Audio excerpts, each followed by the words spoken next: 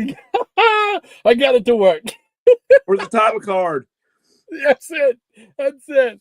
Good morning, everybody. Happy Saturday morning. Thank you so much again for being with us. We are back and ready to show some comics. How you doing? I'm doing all right, man. Just we were talking earlier, just a rough week at work, but like I say, was grateful to see badging out on the way out. So weekend's here, and it's time to have some fun. That's it. I'm gonna ask what happened to a title card. Oh, I haven't gotten to do the title cards in a month now, I think, because of this whole thing. Oh, so they're not working. Okay, yeah. Keeping your fingers crossed. Hopefully, if I can make it through today's show and not make it a train wreck technically, then I'm going to add that. Next week, we'll be back to pretty much normal.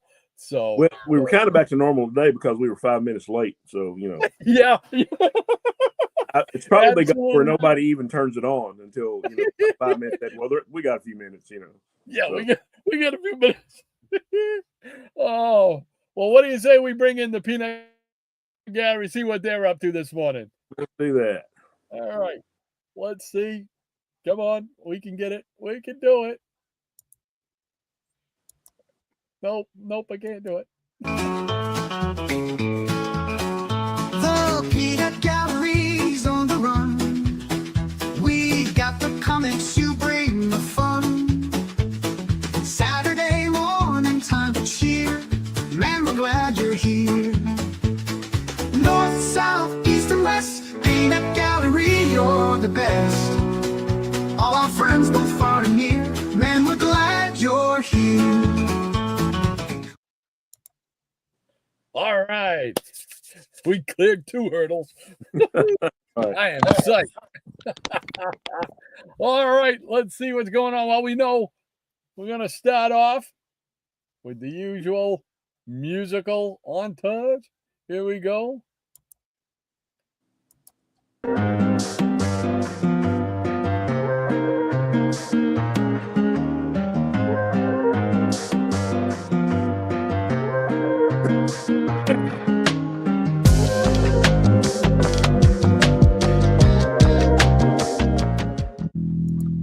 That's right. Easy Comic Reader is providing us once again with a great tune to start off our day. So I see you got the bass ready to go. Yeah, I had a little bit extra time, so I pulled it out and tuned it up and found out what key the tune was in. So cool beans. That's no guarantee that this is going to sound any good, but you got to be prepared. Hey, it's going to sound a lot better because you're here with that than just me alone. Let me tell you that much.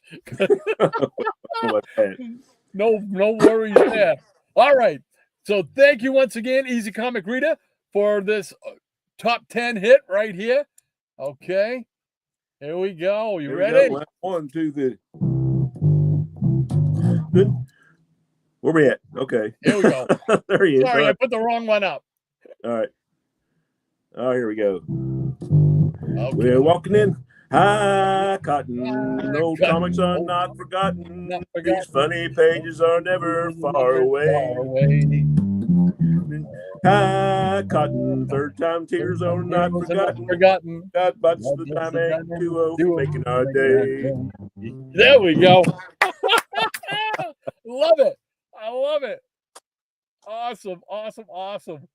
Thank you so much, Mike. Appreciate it as always, man. That's a good one. I like that one too. Yeah.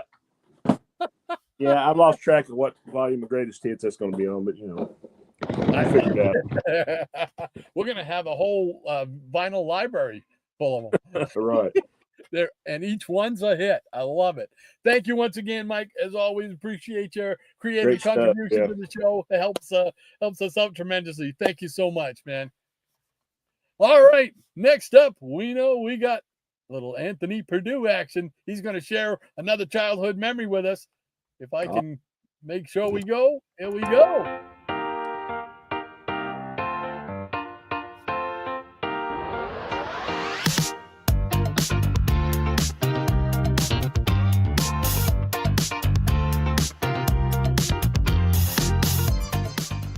All right.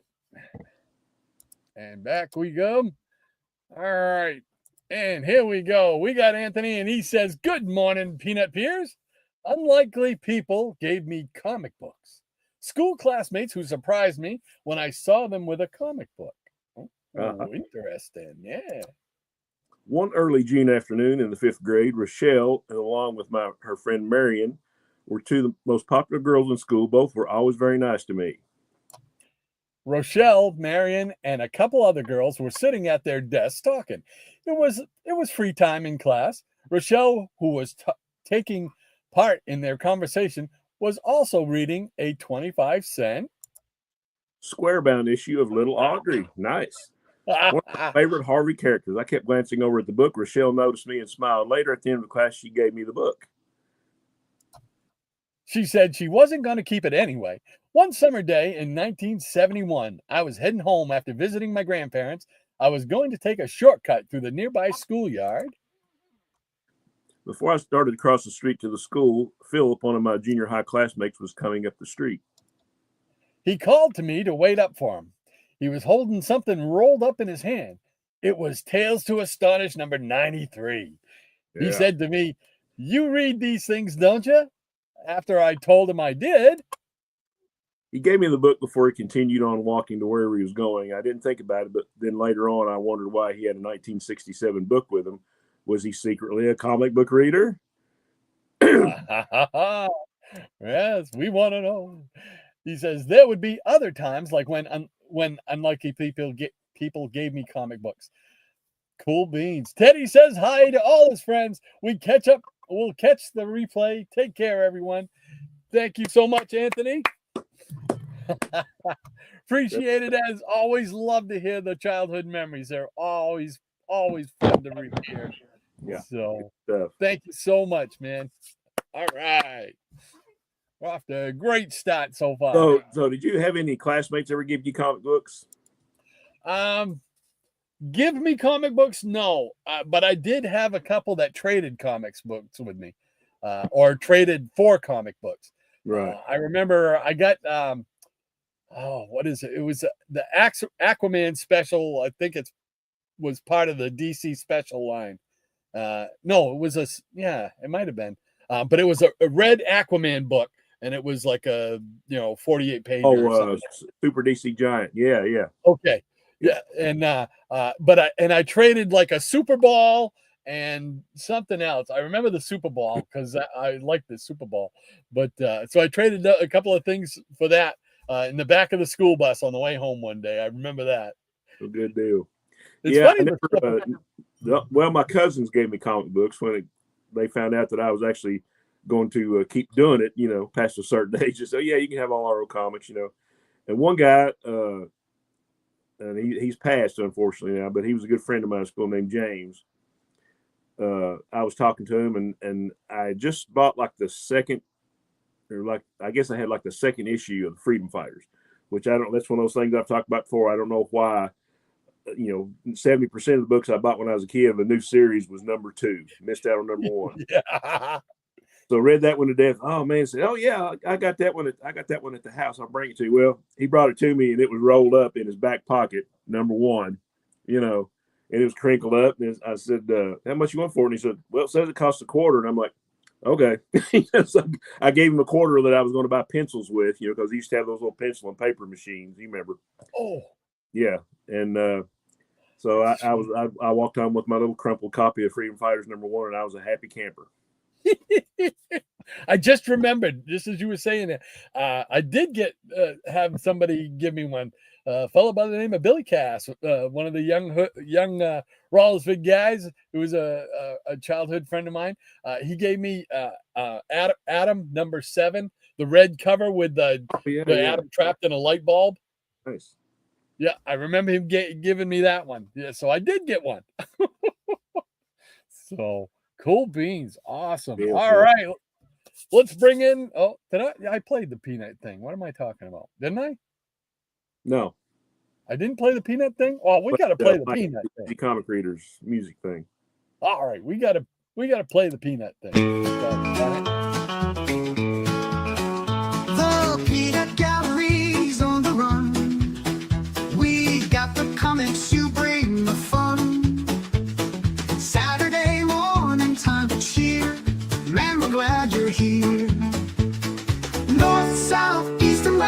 Peanut Gallery, you're the best. All our friends, both far and near, man, we're glad you're here. All right, there we go. Now we're back on track. All right, let's see who's out there. We got I Am One of Us. How you doing this morning? Welcome, sir. Glad to see you. He says, good morning, Rod, and Peanuts, and Shannon, wherever you are. I'm here, dude. There you go. Won't be here next week because I've got the grandkids, but I am here today. All right. Well, we're going to make the best of it right now. All and right. Mariah's in the house. Welcome, Yeah, Lady yeah, M. And Mariah says, love the song ECR. Dolly June and Amos Moses are strumming Get Fiddles guitars to non-country music fans to it. My dad always called it a ding-tar sometimes. A what? A ding-tar instead of a guitar, ding-tar. A What about your ding-tar, son? All right. Oh, that's cool. I've never heard that. Yeah. That's Must be a neat. Kentucky thing. I don't know. Well, I forgot to play this, so I'm going to play this for Mariah.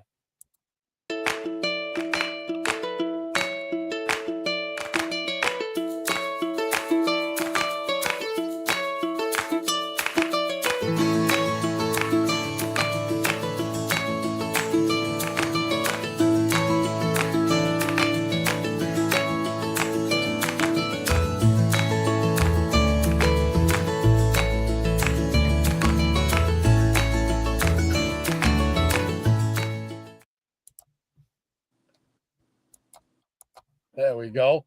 There we go. Welcome back again, Mariah. Great to have you with us. Thank you so much for keeping us in line, as always. Appreciate it. Yes. And stick around because I think there might be some shellhead going to be shown today. Uh-oh. Watch out. So stick around. What else is going on? Who else we got in the Peanut Gallery? We got QNS.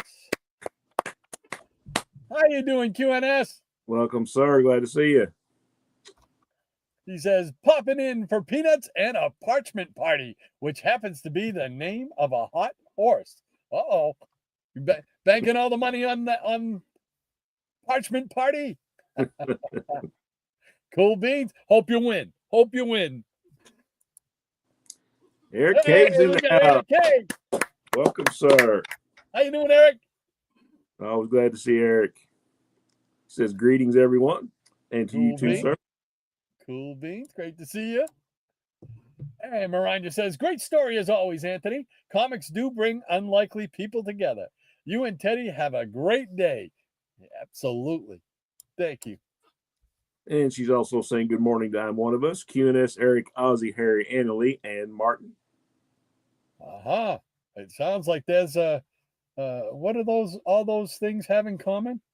All those wonderful pets?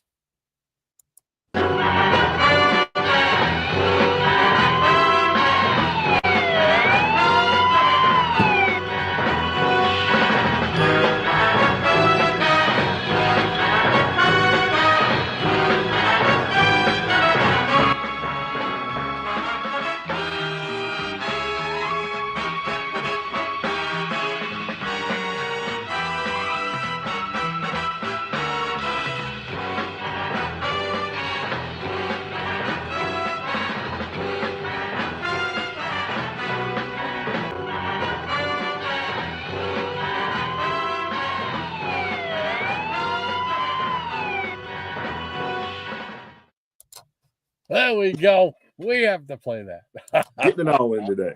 That's it.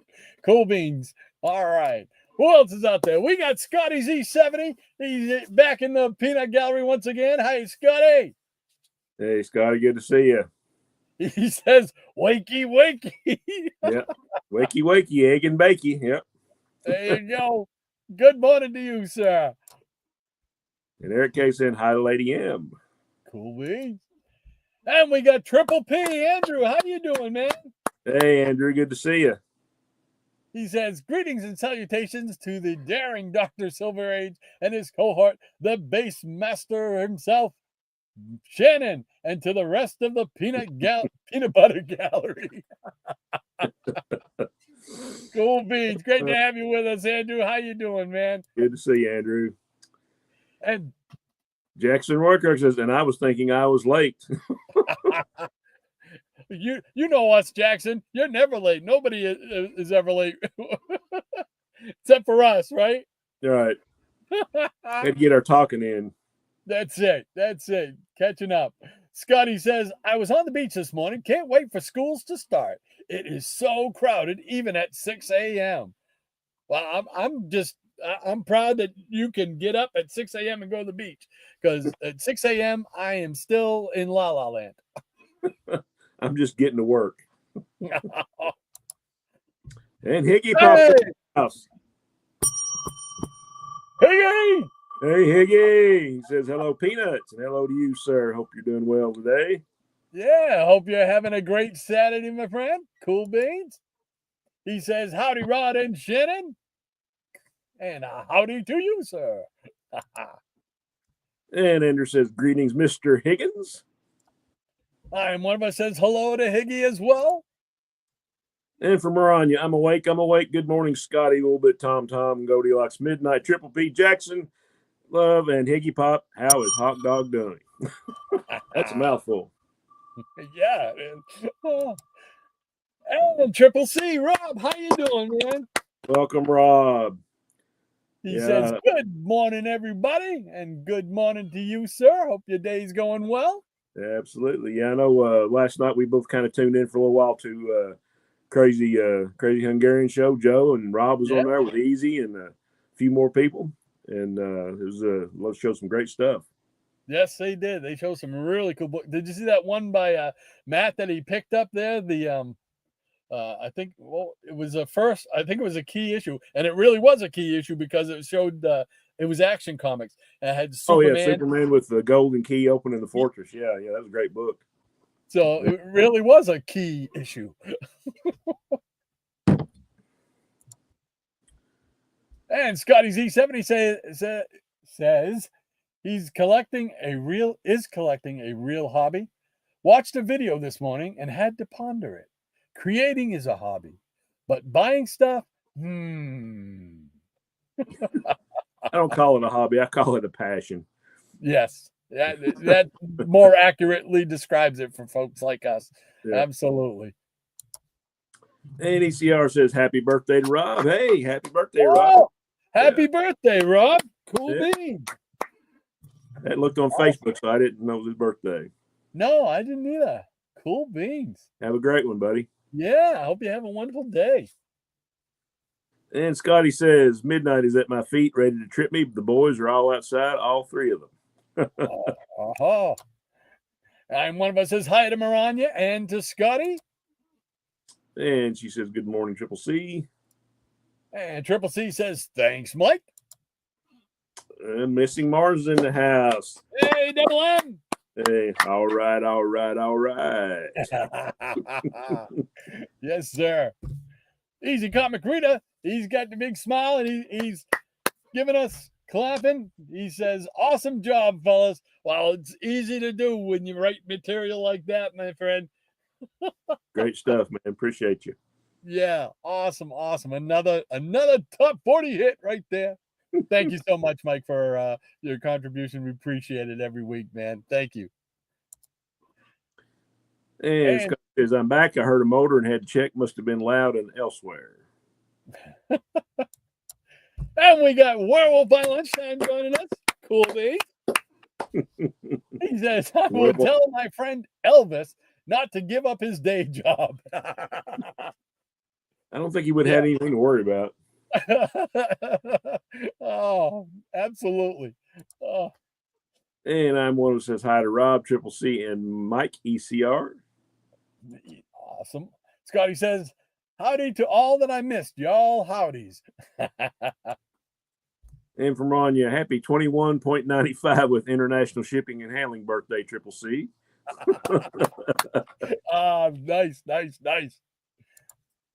Hey, we got Graphic Man. How you doing, Micah? Hey, Micah. Good to see you.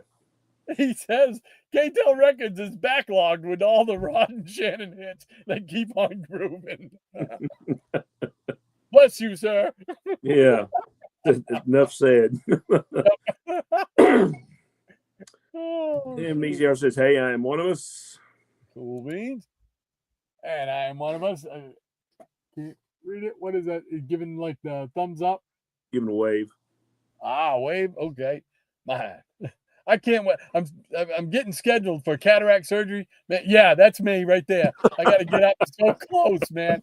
I got glasses that are like magnifying glasses right now. I can't wait to get the cataracts fixed, man, because then hopefully I'll be able to see without.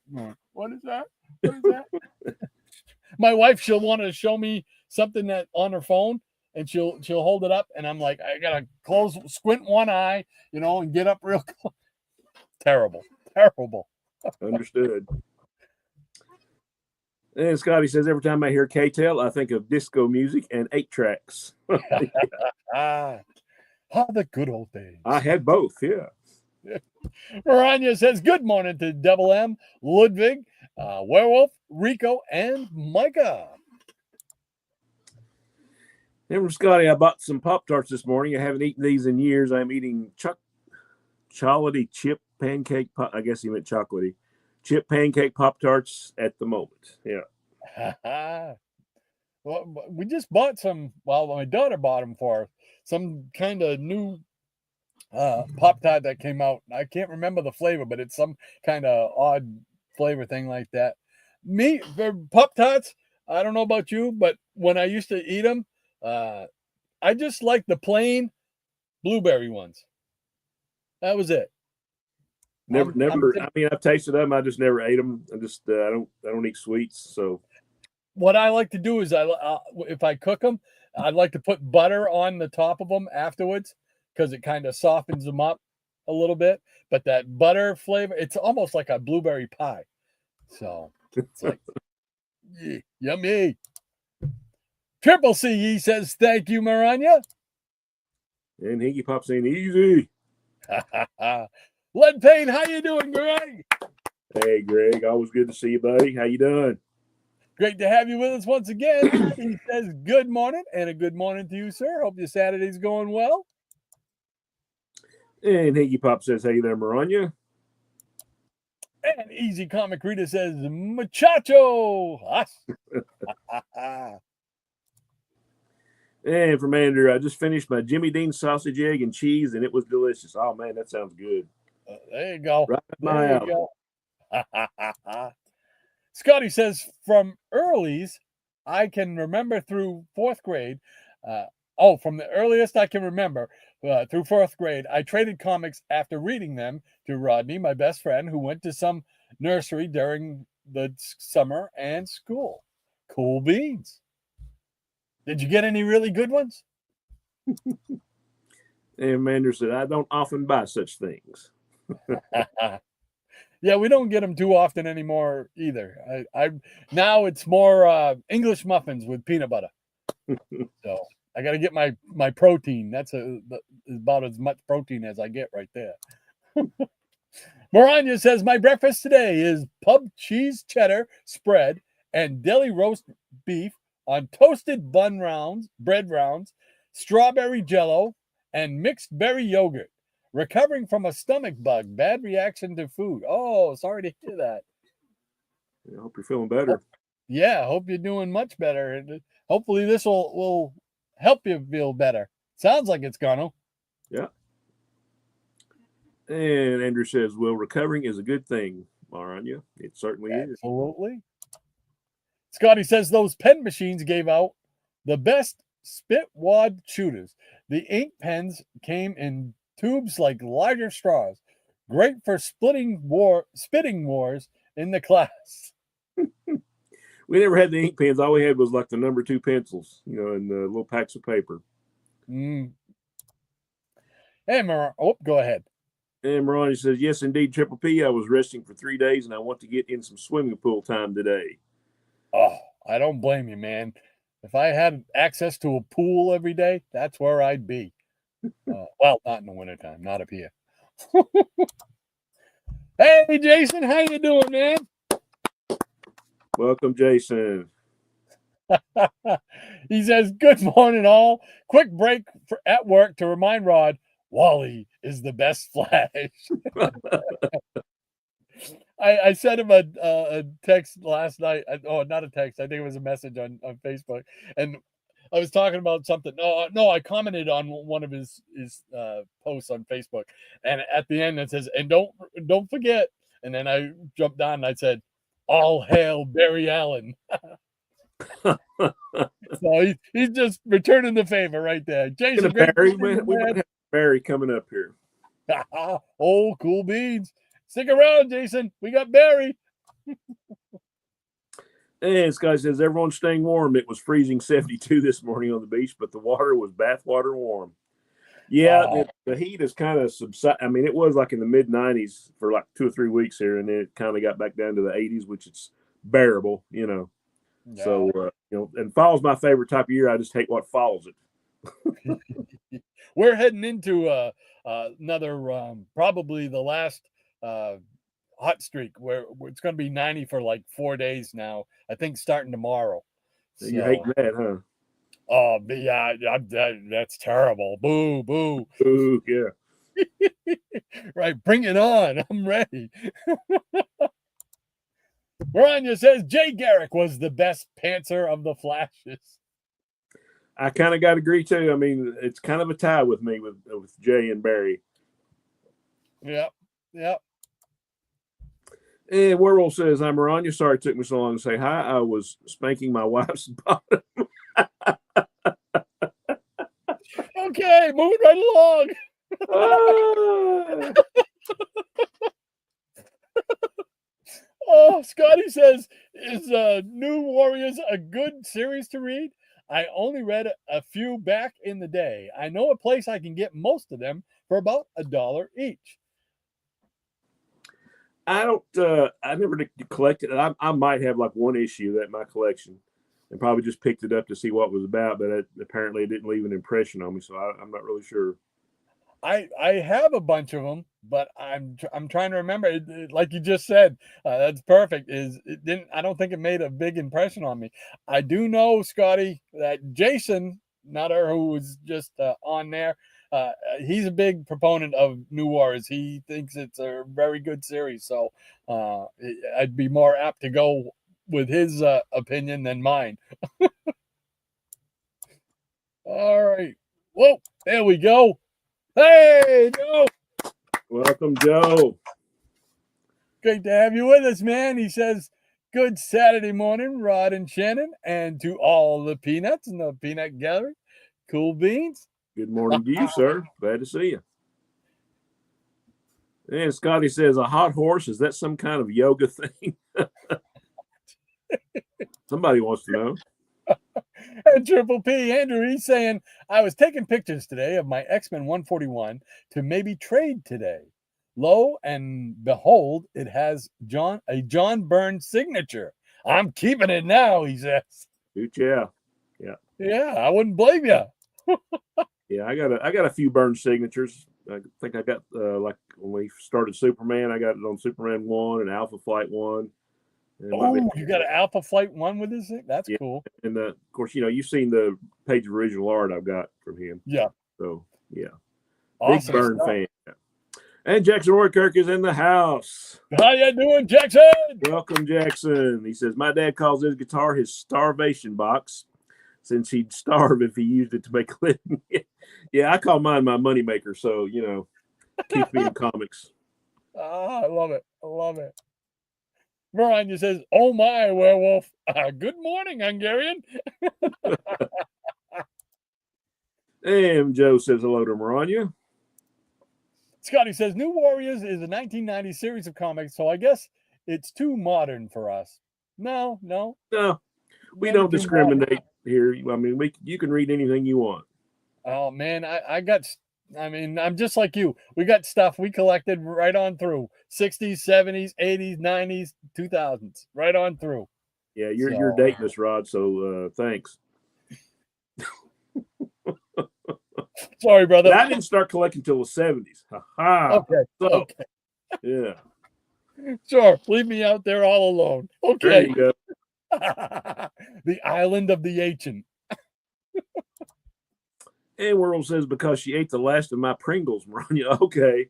Oh. Oh.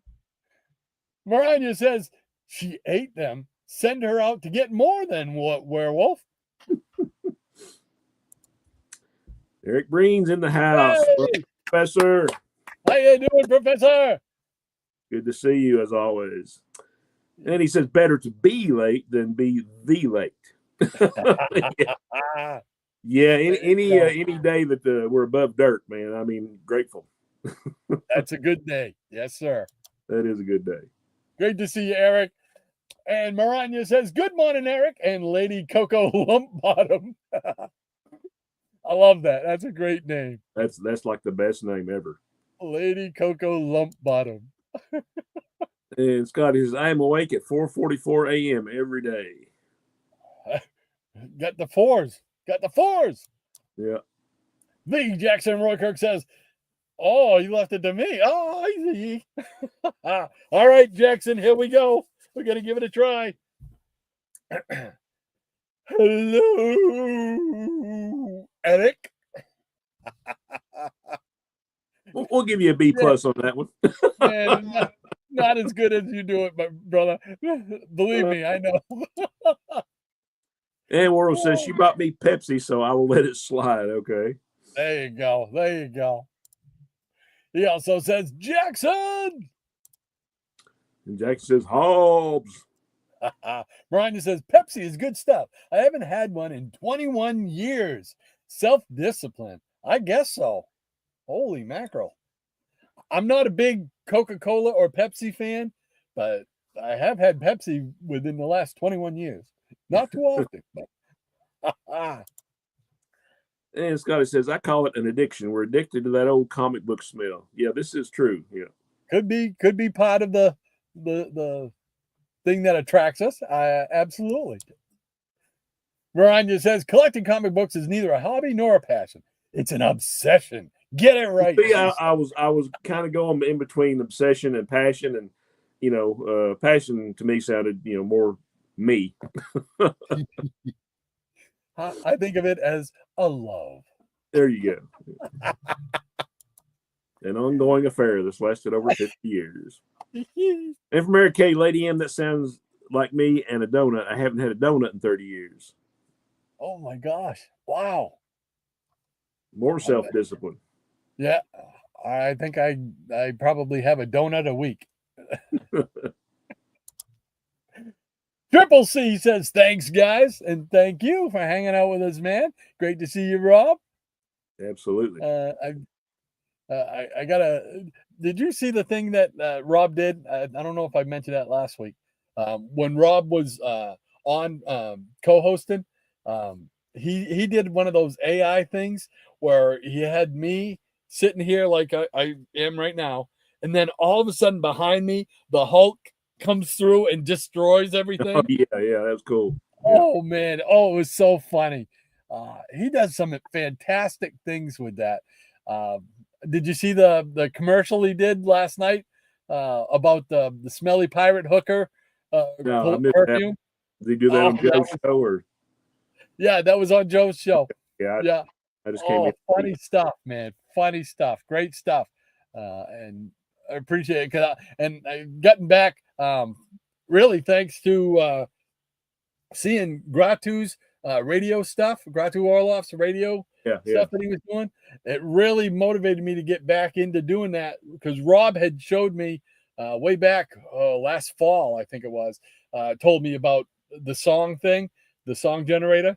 So I got into that for like 3 or 4 or 5 months, and then I got away from it.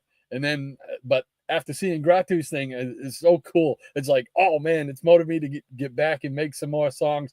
And I want to thank Rob for teaching me how to do that with that song generator. So cool beans. Good Thanks, deal. Rob. And Scotty says, I will only eat a donut with custard inside. I really just want the custard. I played a game when I was young. Keep a bite of a donut in your mouth for 1 full minute. You can't do it. It's gross. All righty then. I won't. Since I don't eat donuts either.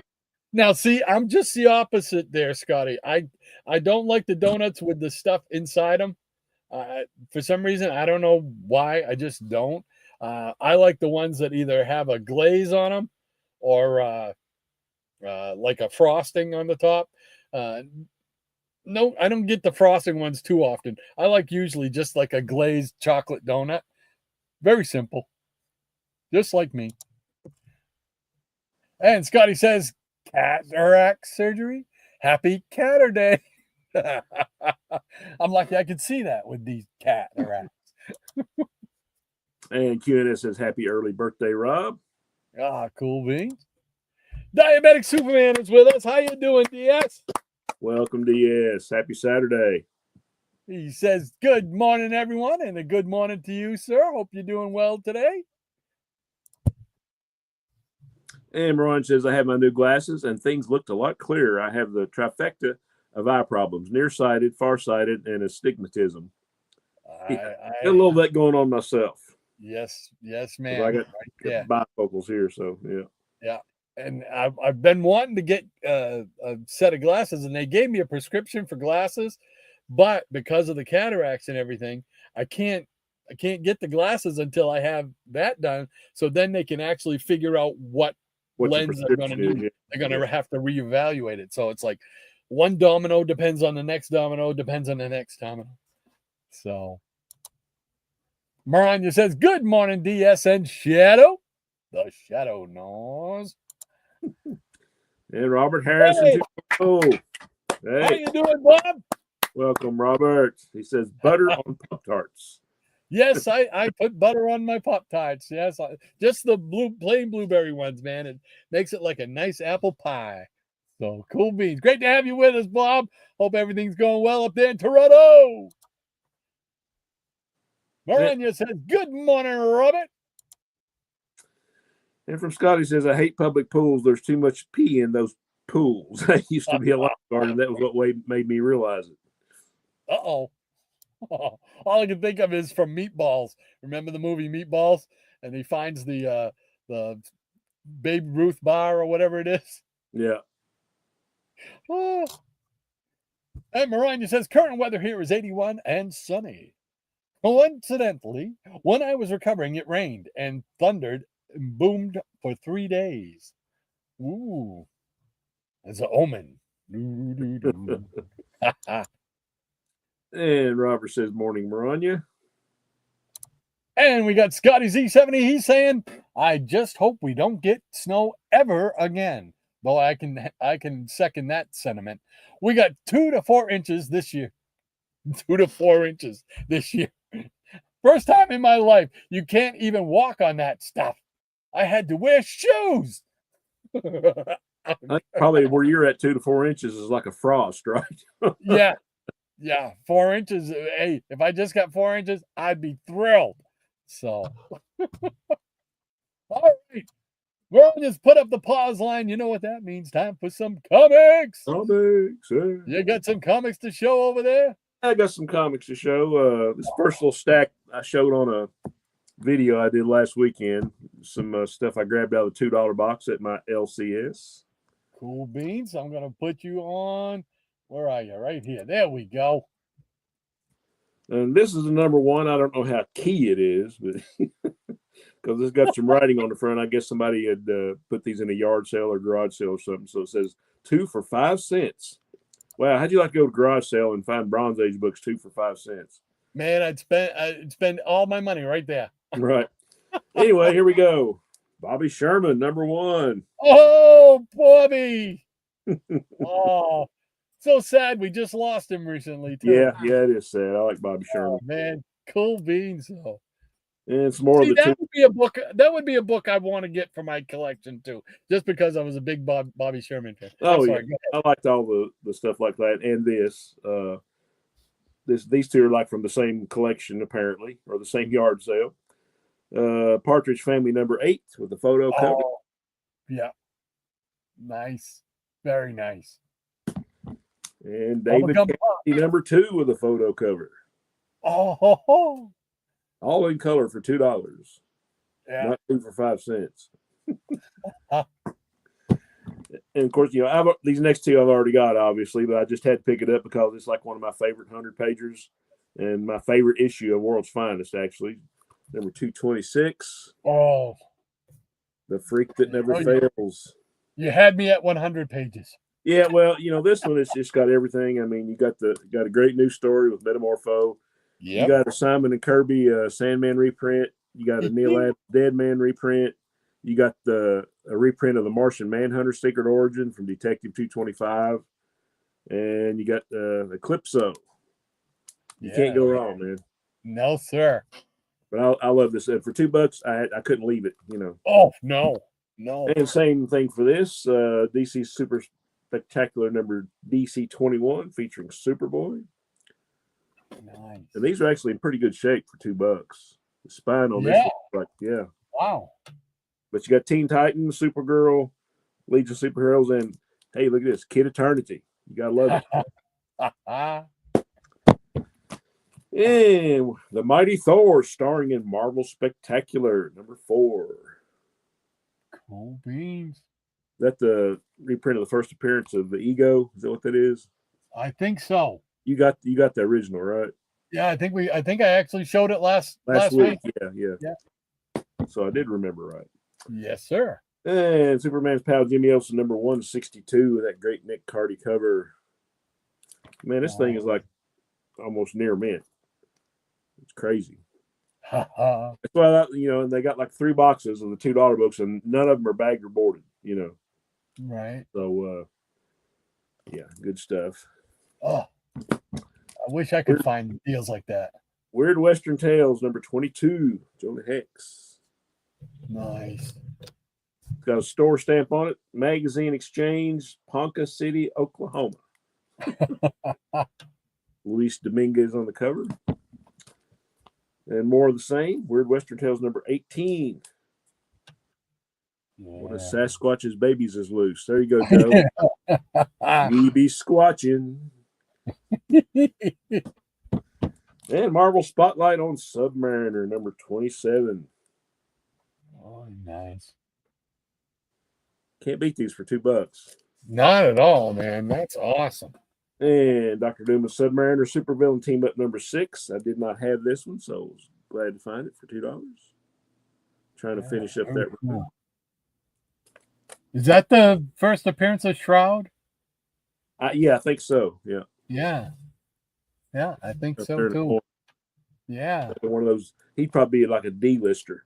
I love it, right? That's it. Okay, we got a stack of Archie Adventure stuff and some other Archie-related Red Circle type books. Here we got Madhouse, number 95. Oh, wow. Neat. And I need to rebag a bunch of these. Steel Sterling, number 6. Remember old Steel? Yeah. Hey, look, you got He-Man and Skeletor. And there's another copy of number 6 for some reason. I don't know why. But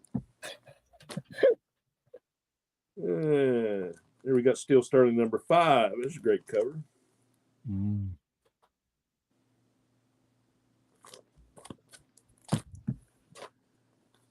this was when it was Red Circle Group, number 4. Another great cover. Oh, yeah. I'm sure you got a lot of these. Yes, sir. Those ones are nice. Yeah. And here we got Sorcery, number 11, with a gray Morrow cover. Oh, that's cool. And this, I like this cover. This almost looks like the Spirit, but this is Sorcery number 8. Yep, I think that's the only issue of that series I have is that one because of that character. Yeah. Another great cover, Red Circle Sorcery number 7. Oh, neat.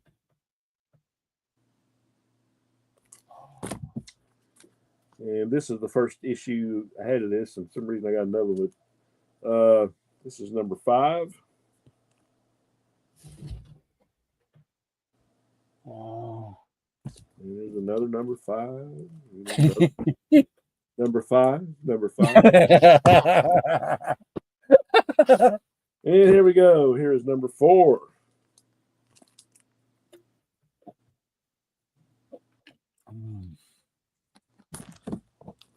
number 4.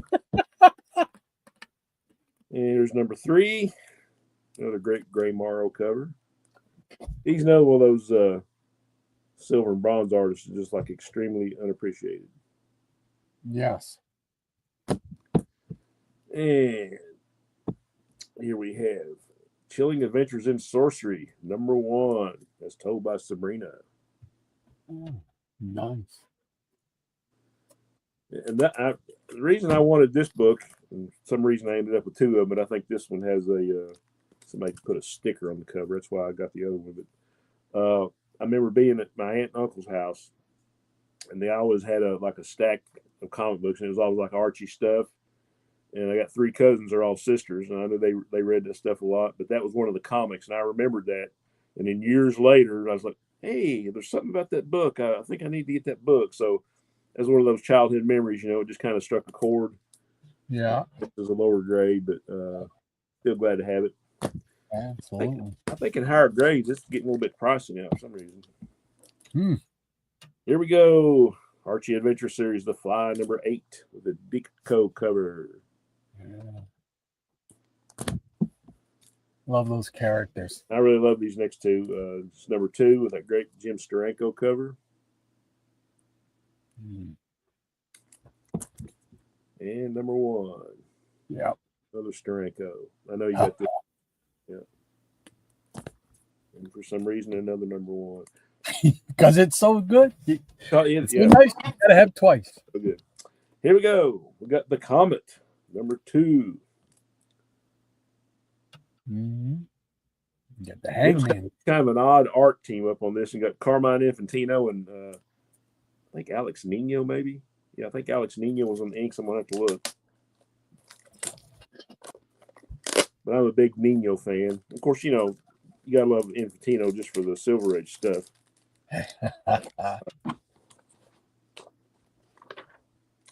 Yeah, Infantino on the pencils and Alex Nino on the inks. Wow. Yeah. Hey, there's another one to add to the list. I don't have that one. Mr. Justice. You remember that? Yes, sir. So anyway, that solves the mystery of Infantino and Nino.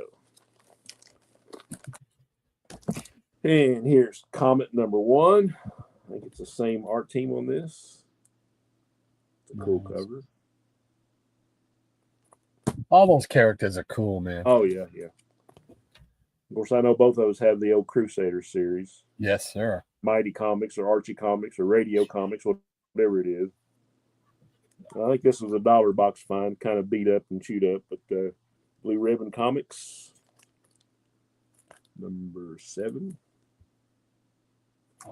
The Fox. The Fox, number 6. Great cover by Rich Buckler and Rudy Nebres.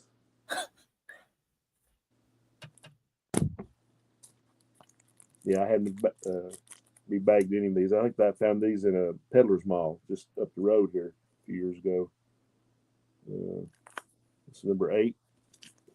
Still got the 75 cents on. So yeah, I think anything that guy had that was like a 1985 or older, I grabbed it. Yep.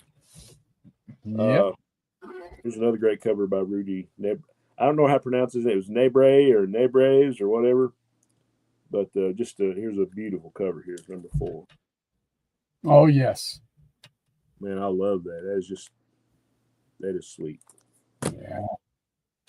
And same art team here, I think. I think this is Alan Weiss and Nebres. Blue Ribbon Comics number 3. Neat. And Blue Ribbon number 2 with Mr. Justice. Yeah. He was one you didn't see too often in the. Yeah, I know. And here we got Black Hood number 2 with Alex Toth.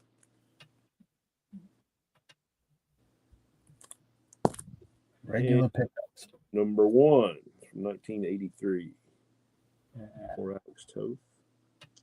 Great. And last but not least, I know you have this one. Archie's BAM Collector's Issue POW Superhero Zap sock splat superhero stuff. Oh, you know what? I didn't. I thought it was the other one. I thought it was going to be the other one with all those heroes, the square bound one. Oh, yeah. I do not have that one. Okay. Yeah. So not well. The other one. Making me spend money. Doggone it. There we go. Cool beans. Great stuff. Thanks, sir. Great stuff. All right. Get us back together up here. Thank you once again, Maranya, for keeping us in line with the line. Absolutely.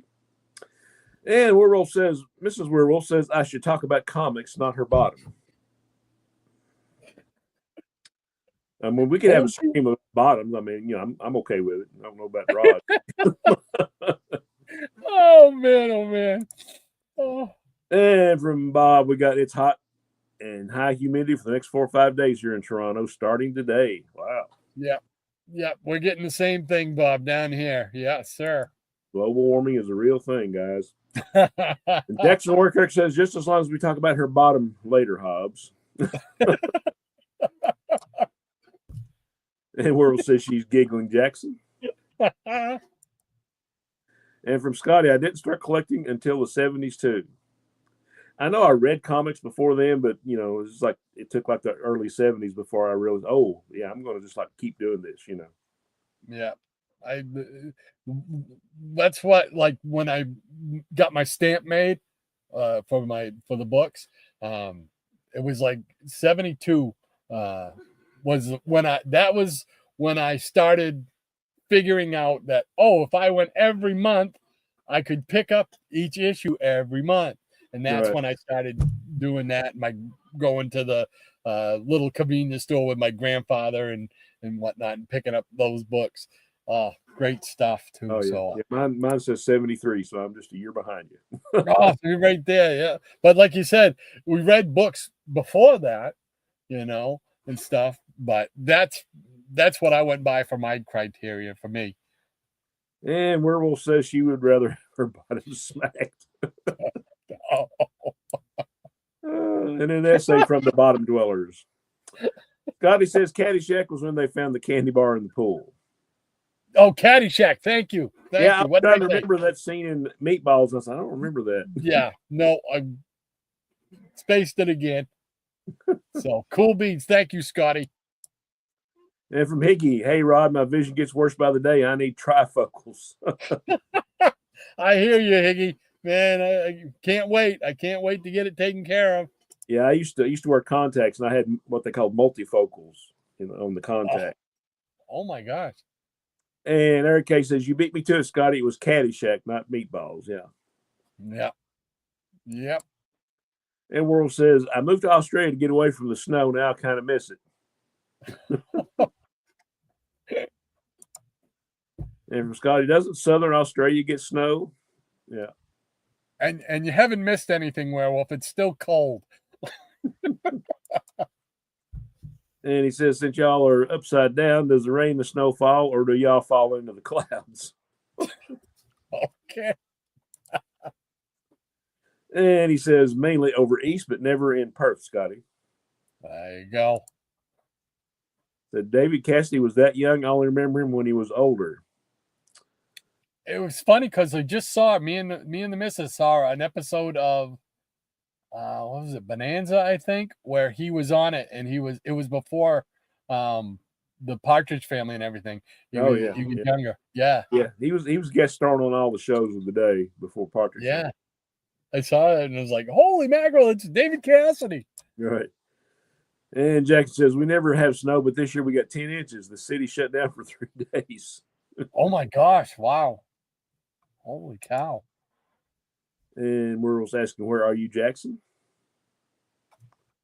And from Scotty, I had a pen pal in Australia, Stephen Hodgson in QLD. I mailed him some snow one time, but he never got it. Blasted post office. That's it. And Hickey says Hawkwoman was in love with Bobby Sherman when she was 5. He pulled her up on stage. Oh, awesome. Oh, wow. Cool. Well, I always wanted his hair. Man, I wanted that hair. But, growing up in my house, no. The hair didn't go over the ears. That was not happening. Yeah, mine was that way until I think I started playing in a band. I think my sophomore year in high school. I was probably 14 or 15. That's when I started growing it long. Broke my dad's heart. Oh, He got used to it though. and he give you the line, why don't you get a haircut, you hippie? Yeah, he was always like, I thought you said you weren't going to grow your hair long. Well, I'm going through puberty now, so sorry, Dad. Yeah, if mine got too long and got over the ears, that's when he'd say, time to get a haircut, you hippie. Yeah, it was like you had to have that rock and roll look. That's it. And Jackson is in New Orleans, Louisiana. Nolens. Nolens, yeah. Nice. And Jackson says, I'm also in a constant state of denial. Werewolves having a laugh. And Higgy says there is a new Kid Eternity in the JSA series. Yeah, this is true. Yes, sir. And Jackson says, nice shirt. Shannon must be sad to wear someone else's hand-me-down since I know you don't like the Apes movies. Yeah, I just, I got a neighbor and, he said he'd loan it to me. I don't have anything like that in my closet. Ron says Shannon's like that 160s comedy about musicians. He just likes to monkey around. Oh, there you go. Definitely. It's funny. I saw a thing on YouTube last night. Billy Corgan, guy that played guitar for Smashing Pumpkins, he has his own little podcast video series, and he was interviewing Mickey Dolenz because he was a big fan. And Mickey was giving all the dirt on the Monkees and his career in England and all that kind of stuff. So it was really, really good. It's sad to think when you think about it, he's the last one. He's the last one, yeah. He's the last one, man. Oh, lost so many great musicians and actors. I thought all the Beatles would be gone before the Monkees, but yeah, couple hanging on. Glad they're still here. And people try to put him down. There's been a few people that's watched that show apparently. Evidently. And Higgy says, great find, Shannon. You should have called. I would have drove down. Yeah, it was just a spur of the moment thing. I had some time off on a Saturday and I was, hey, whoa, look, $2 comics, so yeah, I go through those boxes every time I go through there and I always come out with something. Love it. Scotty says, speaking of childhood memories, did anyone collect Super Joe figures around 1977? I just ordered Gore from the modern remaker of the line. It should be here next week. I'm stoked. I do not remember that. I don't remember Super Joe figures. Not off the top of my noodle, anyway. Yeah. Gore sounds familiar, though. It does sound familiar.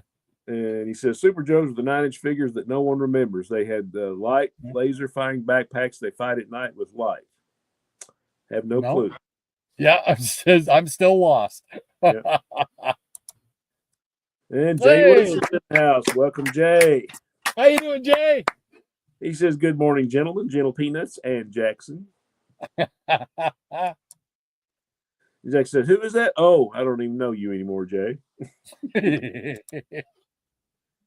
Jay says, I pick up those blue ribbons when I can. Always affordable and neat to have. Yeah. Yeah. Very cool. Trying to complete the set. Good reads, too. Oh, they are. And he also says, Jackson, hi, I'm Jay. Nice to meet you. And Jack says, I know it is. Ronnie says, eat, meat, or yeet, Jay. Oh, yeet. Oh, no, don't stop with the yeet. You eat, it is, says Jay. Jay says, Ron, yeah. And from Ron, your fun fact, I graduated high school in the year of the monkey. Okay. Oh, wow. And from Jackson, most likely yeet, Maranya. Uh-oh. All I know is the yeet from the wrestler there in the WWE, the Usos. That yeet, whatever that means, I still ain't figured out what it means. But they're always saying that and gotta do the yeet. Okay. Marcia says, Jay. Scotty says, I didn't read comics before the 70s. I wasn't born until 1970. Ergo, my name. There you go. And from Jay said, that's a bad word, Roy Kirk. And from Mike says, "Hey Shannon, can you pick me up the next time you go to the funny book shop? I got $5 for gas." I'll make a point of it. I'm sure you'll get a few more people want to go with you too. I'd like to come with you. And Ron says, "Yeet is what my stomach likes to do when I'm sick, or the Oh. throws and goes," as Rod says. Yeah. Oh man, I sympathize with you if that's what you had to go through. So. And DS says, "Last week I got the first appearance of Archie as Pure Heart from Life with Archie 42. Oh, nice. Nice. Very cool. All right. Scotty says, 10 inches of snow. Is that possible? Wouldn't the weight cause your roof to cave in? I'm telling you, man. It's been known to happen. And Robert says, the first comic book store here in Toronto was Captain George Henderson. All comic books. He later sold posters. That was around 1964 and 65. Cool beans. I see the name Henderson. One of my favorite places, you've heard me talk about it before, called the Snack Bar, used to be in this town here that we live in now. And that, as a kid, that was the best store because they had the largest array of comic books there. And that was just a magical place. And the fellow who owned it was named Henderson, Phil Henderson, and his wife. And he used to be that guy who would say, "Hey, this ain't a library. You gonna buy that?" And his wife would be behind him going, "Don't pay any attention to him." I don't remember doing that a whole lot. I was like, okay, if the cover struck me, I'm getting this. I'll read when I get home. Oh no, I'd open it up and look to see if there was, especially if there was like a guest star in it or something like that. Yeah. And Mirage says, "Nice fine DS." Yes, it was. Nothing wrong with that. And August Aesthetic is here. Greetings, CBM Clubhouse. Welcome, sir. How you doing, Double A? Maranya says, "Greetings, August." And he says, "Thank you, Maranya." Yeet means to toss something or someone with force, Rod. Thank you, because I did not know that, and it's been a popular thing in the WWE now, and I thought it was just some made up word, and I don't know. But cool. Thank you for that, Maranya. I feel I am now educated. The more you know, right? That's right. If Werewolf, I have Melancholy, Smashing Pumpkins waiting for me at the post office. I got it on CD because the vinyl box set is too expensive. Yeah, that's a good one. Cool. All right. She's laying down the line once again. That means time for some more comics. Let's see. I think I'll start off with some of the newest pickups that I got. So let's see. Here we go. All right. Let's see. We'll start off with this one. All right. So these are mostly the new comics that just came out. So I'll show you what I picked up for those. Picking up this series right here. Whatever happened to Crimson Justice? A little independent from Mad Cave. Nice. Pretty neat. Oh, I gotta move that. There we go. And then I had to pick up the because this is as close as I'll ever get. Facsimile of Fantastic Four #1. There we go. You must have got the Alex Ross thing going. Yeah. Yep. And then #6 by Dynamite of the Herculoids. The Herculoids. I love the Herculoids. Oh, I just realized. I love it. They on the back of the Fantastic Four facsimile. Yeah. It's like, oh wow, I remember seeing that so many times. Yeah, I love that ad. And speaking of Justice Society, here's the latest JSA. What is it, number 10? This is number 10. Yes, sir. And I got to have old J Jaws. Of course. My guy, Hulk, number 27. Then I picked up, I think you have this one. I think you showed it. Crypto, the Wonder Dog, the Super Dog Adventure Comics replica. Oh yeah. Yeah, it's in a stack to read. I haven't got to read it yet. So That's it.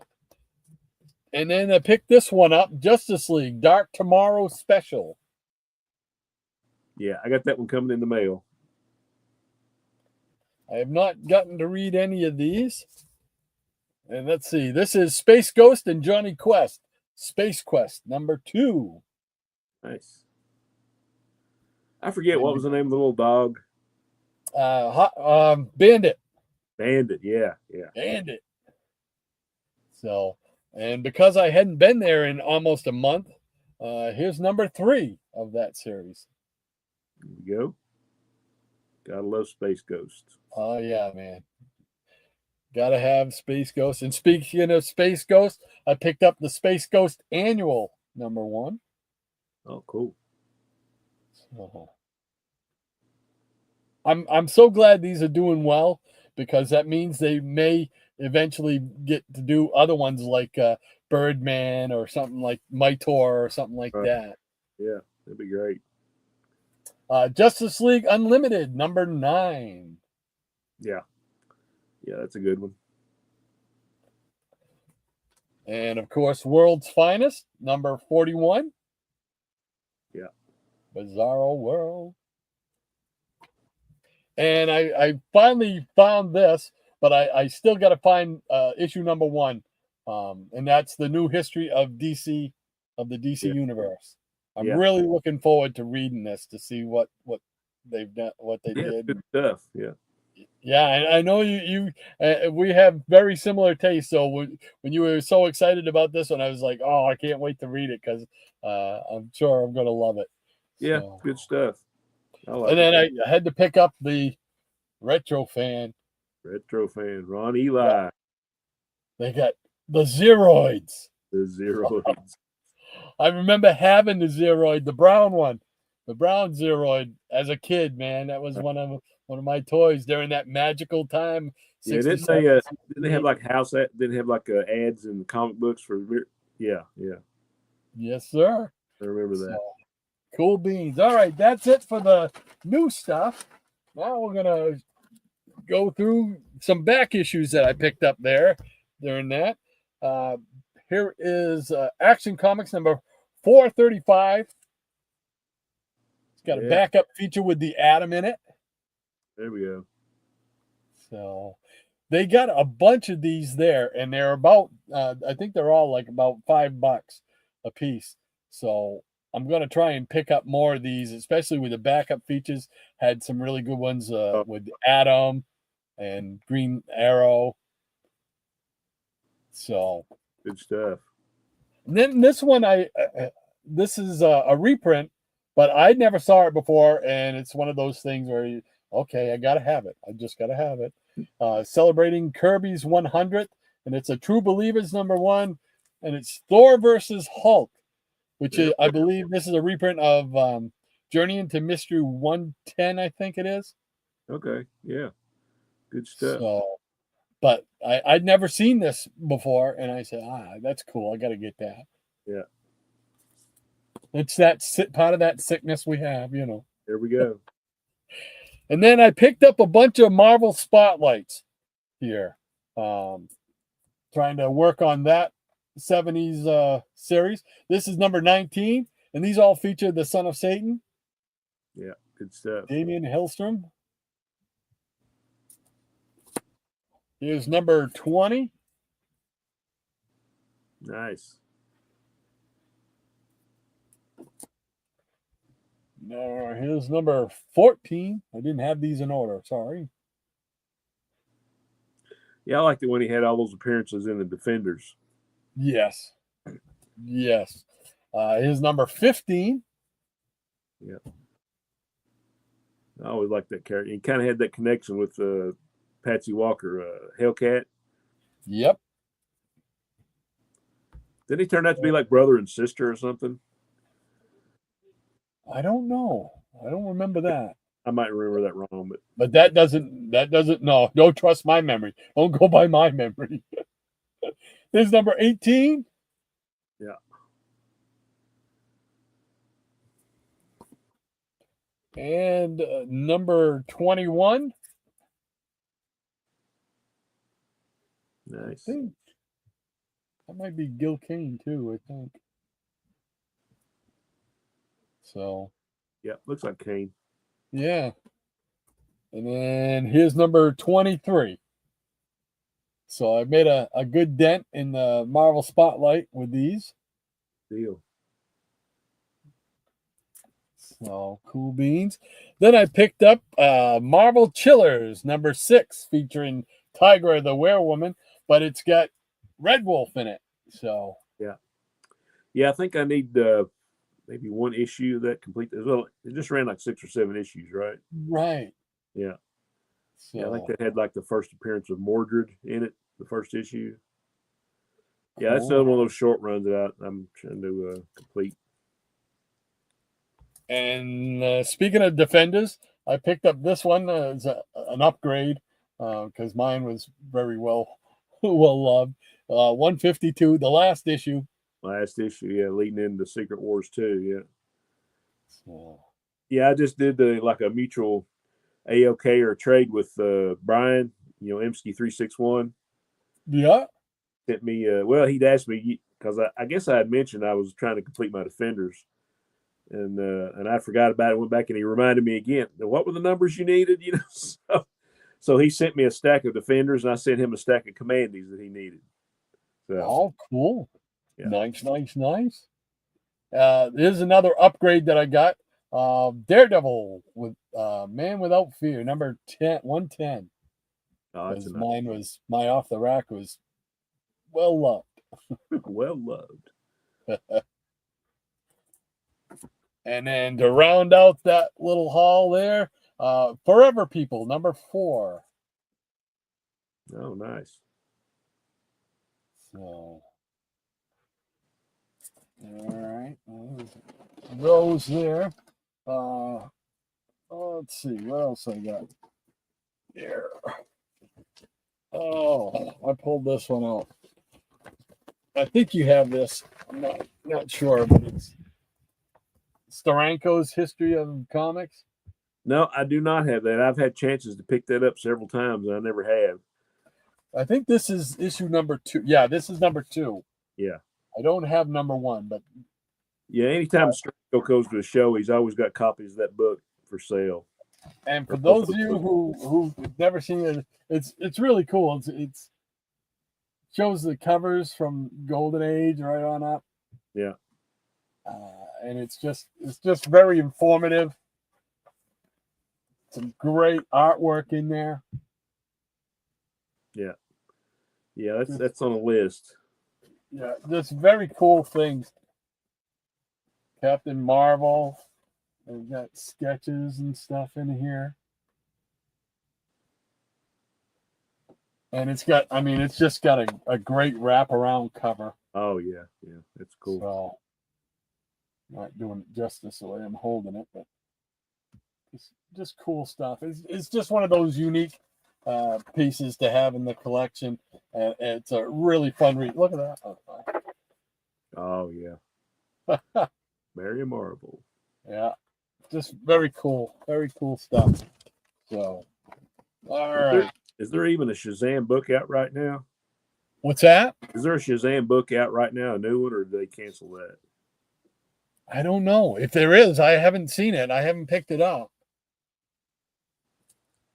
And I think newer ones have been kind of hit and miss. All right. I think that's going to do it for me for that round. I'll say I got some magazines and stuff for the next round. So let's see.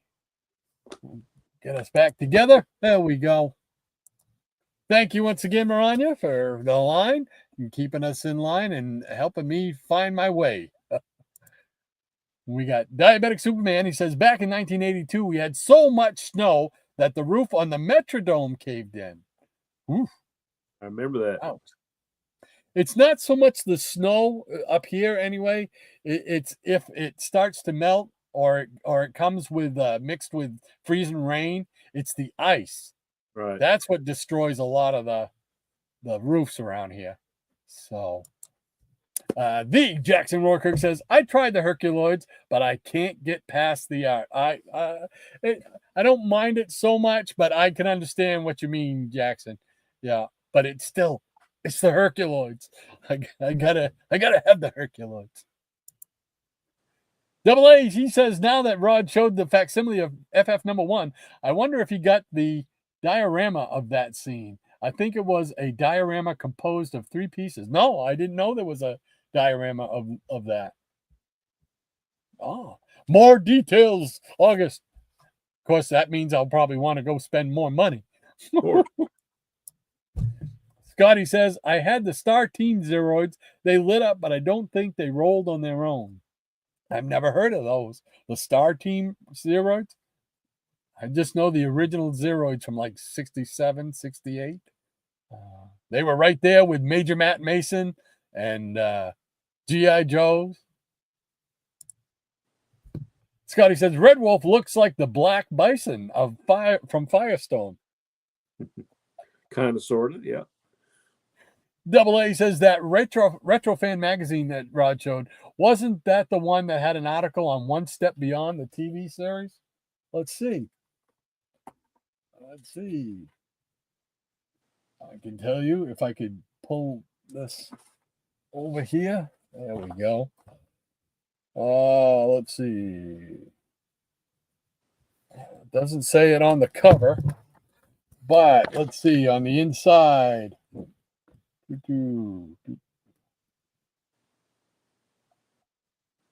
I don't see anything that indicates it. Nothing in the table of contents. So, looks like the fugitive Ed Woods. So, I don't see anything that says about that. One Step Beyond. But I love One Step Beyond. It's one of those series like Twilight Zone. Right. Love that one. In fact, I think I have one season on DVD, if I'm not mistaken. So he says, remember that one? Yes, I do remember that one. Supposedly based on true stories. Yeah, that's how they would start it out. He says, favorite episode about reincarnation. Cool bean. Scotty says, someone needs to do reprints of the original Captain Marvel, Shazam, and related comics from Fawcett. That would be cool. Yeah, DC puts them out years ago in those archive editions. I've got a few of those. Nice. And Robert Harrison says, I got the first one of that Steranko. Oh, cool. Nice. Hey, Psychotronics, we're good, everyone. Welcome, Aaron. How you doing, Aaron? He says, greetings, Rod, Shannon, Lady M, and the Peanuts. And greetings to you, sir. Absolutely. Hope your Saturday's going well so far. Maranya says, Scotty, sadly, a lot of that era of Captain Marvel would not pass muster as they had racially charged themes and artwork of the time. I could see that being a problem. Yep. Scotty says, Star Team was ideal Star Wars KO knockoff, I guess. Yeah. Zeroids, Zern, 31, C3PO, some Darth Vader dude with a bald head. I have no idea. that is, I know nothing about that. Yeah. Wow. And Maranya says, hey there, Aaron and Rakina. And Aaron also says, which Captain Marvel, Lady M? I believe that's the Captain Marvel from Fawcett. You know, the original, the real. The Captain one Marvel. True Captain Marvel. There you go. Scotty says, racial in comics. Still, I believe in preserving the past and, if needed, having discussions over it. I know the old Action Comics has some very racist drawings of Africans. Cave Carson, I think, he says. I'm not familiar with those, but it was a different era, different time. Easy Comic Reader says, hey, Rod, can you pick me up the next time you go to the comic shop? I got a bag of blueberry Pop-Tarts and a tub of butter to eat on the way. All right, brother, you got it. I'll beep 3 times. You'll know it's me. Yeah. Awesome, Mike. Miranda says the Captain Marvel, which sadly has to be called Shazam nowadays because they lost the trademark to their Captain Marvel name in title. They actually never had it because Marvel picked it up back in like 1968. Right. So, and Aaron says Regina was a bad girl waking me up this morning. Uh oh. She didn't mean it. She loves you. Miranda says she was just doing her job. Not bad at all. There you go. Eric K says, Shannon, in your last video, you showed a little of your room. I noticed the Mego anniversary figures were on the wall. Are they sitting on pins and nails? Pins or nails? I did a couple videos and I haven't got a chance to go back and respond to the comments, but I think you asked me that before. I just got push pins. They're in the wall. I've run out of room. There's no room for shelves, and this just I'm just having to put them wherever I can find a spot. I hear you there. Miranda says DC was going to collect early Captain Marvel, but some Karens on Twitter threw a hissy fit, and DC caved to pressure, canceling the collection. Oh, that's too bad. What they'd be throwing a hissy fit about? Scotty says Adventure Comics may be one of those 40s anthology comics with a non-powered hero in it. He had a sidekick that was drawn such. Okay. And I think that catches us up, so we can have Miranda throw it out there. She goes right there. She's on it. Cool beans. All right. What do you say there, brother? You ready for some more? Yeah, we were kind of having the little Barry Allen, Wally West, Jay Garrick discussion earlier. And I had a stack of Flash because I don't think I showed any Flash books on this show. I mean, probably showed some, but not like a run out or whatever. Anyway, I just pulled out a stack like was from number 200 on back to my earliest one. So here we go. Number 200. I always love this cover. My God, I've just killed the most important man in America. Oh, nice. Great cover from Infantino and Murphy Anderson. I don't know why the light in here sucks today.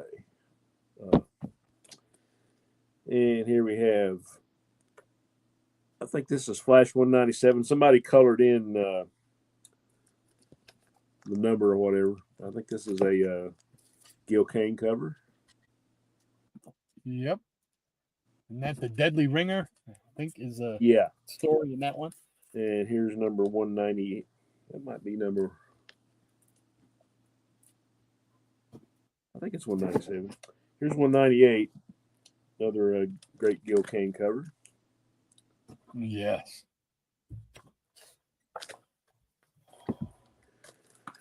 And number 196. Giant G70. Yeah, nice. Square bound. Square bound, baby. Yeah. Yeah. Prince. 195 with a great Neil Adams cover. Yes.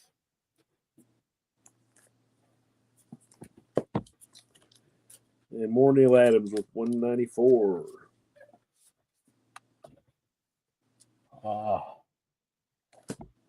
Beautiful stuff. Yeah. 193 looks like another Infantino and Anderson cover. Captain Cold. Censored. Can't see that. Don't look, Ethel. And here's number 189, one of my favorite covers by Mr. Kubert himself. Too late. She got a free show. Yeah. I was standing there by the pole beans, and here he comes. I love it. That brings back some memories there. Yeah. There's another Giant, number G58, Flash 187. This is one of those house ad books that I coveted for a long time. Another square bound beauty. Another square bound beauty. A lot of great reprints. I picked that up in a furniture antique shop once. Oh, is that right? they had like 5 comics displayed on the table. That's all they had in the whole store. But I happened to see it when we were driving by in the window, and I'm like, okay, I'll check it out. And I picked up that book. I still have it. Nice. And there's another copy just for good measure. And here we have. I think a lot of stuff I haven't rebagged or boarded, but I think I picked this up in an antique shop. Flash 186. Still got the dollar sticker on it. He died again? He died again, man. Doggone him. And number 184, you about to read the most tragic day in the life of the Flash. I don't know. I think this one was a little bit more tragic. This one, he still got some meat on his bones. That's it. Yeah. And here we go, number 183 with an Andrew and Esposito cover. Oh, that's the Dead Ringer one right there. Yeah. And number 182, I Can't Run Again. I'm Afraid It Will Kill Me. The Flash's Super Speed Phobia. Irish throwing away his boots. So he's running around barefooted. And number 182 again. Still throwing those boots away. That's just to drive home the fact that Irish, you need to get on that laundry. And here we have number 180, Super Speed Showdown, the Flash versus the fastest sword in the East.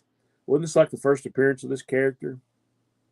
Yep. That one and the next issue are 2 that I remember picking up at the Rexall drugstore, man. There we go. Yeah. I remember seeing those. Oh, I do believe that this character actually showed up on the Flash TV show. Yeah. The next one is one of my favorite covers. Remember what the character's name was? The Flying Samurai, I guess. Oh, I can't remember. I know it's not Silver Samurai, and that's what first comes to mind. And I know, obviously, it's not that one, but I can't think of it. Yeah, but here's a great house ad right here. Oh, yeah. Yeah, I had to get those books. They were a long time before I finally got them. And here we go, Flash 179, Flash Fact or Fiction. Oh, cool. I think this is the first time you see an appearance of Earth Prime because you see Julie Swartz in this story. Oh, wow. I didn't know that. Wow. Yeah. And here's another great 80-page giant, number G46, also Flash 178. Oh, that's another one. That's a special book in the collection right there. I love that. That was such a haunting picture to me. Yeah. And that's what reprint of one of the early double Flash team ups. Yeah. That was a house ad buy right there. I wanted that so bad. Yeah. And this is a little bit rough shape. I probably need to rebag it. First Superman Flash race, Flash 175. Nice. Oh, great stuff. Yeah. And I really like this cover. Flash 174, Stupendous Triumph of the 6 Supervillains. I love covers that do that with the logo and stuff like that incorporated in. Yeah, they did that. They did that a little bit later with Aquaman too. Yes. And here's another of all 3 Flashes, number 173. 3, 2, 1, none. And here we have number 170, the See Nothing Spells of Abracadabra. I think this guest stars 3 of the JSA in this story. And it's got go-go checks. And it's got go-go chicks.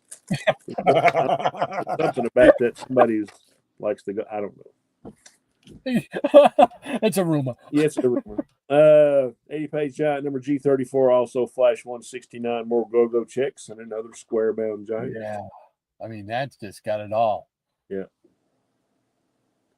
Oh, man, that's good. I wouldn't be surprised if Rod might have a couple of these in his collection. Just a few. Flash 167. For hire, one unemployed superhero.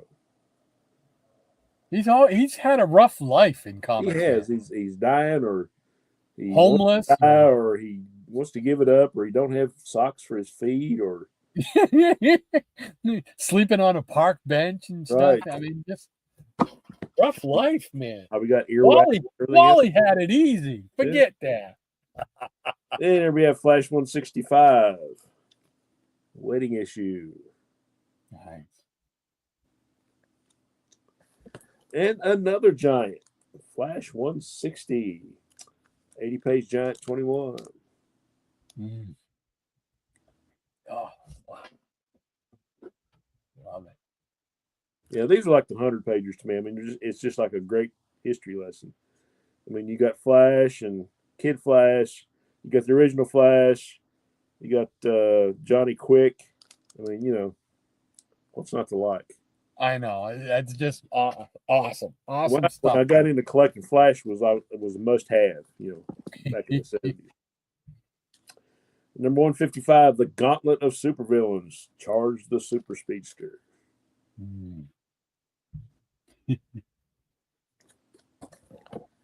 Great rogues gallery. Number 151, a double Flash thriller with the Shade. Yeah, that's a good one. Yeah. That's a good one. Another Jay Garrick crossover, Flash 137. Got a nice little store stamp on it there. Fighting Vandal Savage. Great story. Man. Awesome stuff. Awesome. And number 129, more of the same. Double Flash story. That's still on the hunt list right there. Yeah. That's awesome. And last but not least, this may or may not be a key. I'm not sure. Oh, I think I remember something about that, but I can't remember what. Flash, help me. I'm coming. No, I'm coming. That is awesome. Talk about comic envy right there, man. This is one of those ones. I mean, I pretty much had to give up comics for several months just so I could save to get this one. So that was, and you know me, the just JLA, JSA team ups, the multiple alternate Earth crossovers, the Crisis stuff. I mean, this book had to be in my collection. So yeah. This is I totally understand. I don't know if it's my favorite book in collection, but it's like the top 3 or 5. There you go. Oh, that's a beauty, man, right there. Anyway, great stuff, Aaron. Great stuff. Thank you, sir. All right, line. We'll find the line and get us back together once again. There we go. Thank you once again, Maranya, keeping us in line as always. Good deal. And from Double A says those action issues Rod showed had the Atom. I remember when a thug threw the Atom into a theater popcorn machine that had boiling hot butter, so Atom had to surf ride a corn kernel until it popped. That's funny, like Bronze Age right there. It's funny the stuff that sticks with you, right? That you can remember stuff like that. It's awesome. Cool beans. And Scotty says, Flash just killed Johnny Carson. Who knew, right? And Jackson Workirk says, I didn't read much Flash, but I'll throw my 2 cents in. Barry Allen. I'm with you, Jackson. And Scotty says, censored means you can't see it. So is Cena short for censor in the name John Cena? That's a good one. Scotty, it could be. It could be. Yeah. And Ron says, I like classic Jay Garrick Flash and the modern Wally West Flash written by Jeremy Adams. Yeah. Cool beans. Stuff. And from Double A, I remember when the Flash met DC editor Julie Schwartz when Flash vibrated into so-called Earth Prime. The Earth where Flash is a fictional character, so Schwartz was astonished to see a real Flash. Yeah. That was, what issue was that?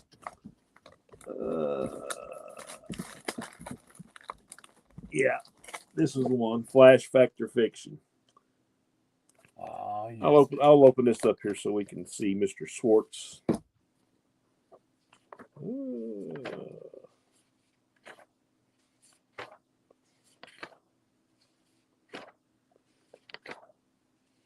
Oh, here's another great house ad. Sorry, I know we're getting off track here, but I just love these things. We never get tired of seeing them, man. Okay, and then he gets on the earth, and everybody thinks he's a comic book character. And he's got his cosmic treadmill, and look, we have Julie Swartz. There he is. There he is. I think probably the sequel to this was in Justice League of America 123 and 124, where you had Carrie Bates and Julie Swartz and Elliot Magan all in the same issue, and the JLA just they team up. So. Was that one of those the Rutland, Vermont Halloween? Oh no, this was like an Earth Prime thing. Okay. They were fighting like the Injustice Society, and the JLA accidentally killed the JSA, and the Spectre brought them all back at the end. You remember that story? Oh, that's okay. All right. Yeah. I'm with you now. Yeah. I'm with you. Dawn breaks on Marblehead. And Tempest from Mars. Welcome. Hey, Tempest, how you doing, man? Welcome. And Tempest says that Flash of Two Worlds isn't worth much these days. I'll take it off your hands if you don't want it, Shannon. I appreciate you wanting to do that for me, Tempest, but just for sentimental reasons, I think I'll keep it. And I gotta say, have you seen Tempest's latest video? I have not. He shows some great stuff, but at the end he says he's gonna quit at 100. That was his 100th episode, and he showed the 100 pages. Oh, cool! And I'm seeing that. I'm like, no, don't stop, Tempest. We want another 100 episodes, man. Right. So please, Tempest, you gotta keep going, brother. Gotta keep going, yeah. And Ron says, in our Spider-Man and Flash readings on the Geeky Puppet Show, we say Flash like Flash. Aha. From the 80s Flash Gordon movie. Oh, yeah. There Flash. You go. Took me a second. And Dr. Von Chiller's in the house. Welcome. Hey, good. And he's saying, howdy, y'all. Late to the party, and I can't stay because I got to go make steak and eggs for lunch. Oh, man, that sounds good. Maybe I'll catch y'all next time. Please love yourselves. Oh, cool. Good to see you, Doctor. John. Thanks for stopping by, man. Yeah, I hope you enjoy the steak and eggs. I got breakfast or lunch in me now, so. Awesome. A true legend, another legend in the comic community. Dr. Von Chiller. Cool beans. And from mine said, I'll tell Shannon a house with a basement in Florida, or he'll sell a house with a basement in Florida if he accepts your offer. Oh, they must have think I just fell off the turnip truck, man. I don't know. And she also said, that sounds good, John. Make sure you treat Lady Pauline to some of that. It does sound good. There you go. All right. I think that catches us up with the Peanut Gallery once again. Cool beans. All right. I think she'll probably throw down the line for us. And, somebody sneak in there? Nope, that's okay. All right. Okay. Well, let's see. I got some magazines. I'll show some magazines. Thank you, Maranya. Cool beans. And let's see here. All right. I just reached into the magazine box for something a little different. And this is what I pulled up. Remember roller derby? I do remember roller derby. This is when it started to make a comeback this is 1990 yearbook. So they did they called it roller games instead of roller derby. Oh, nice.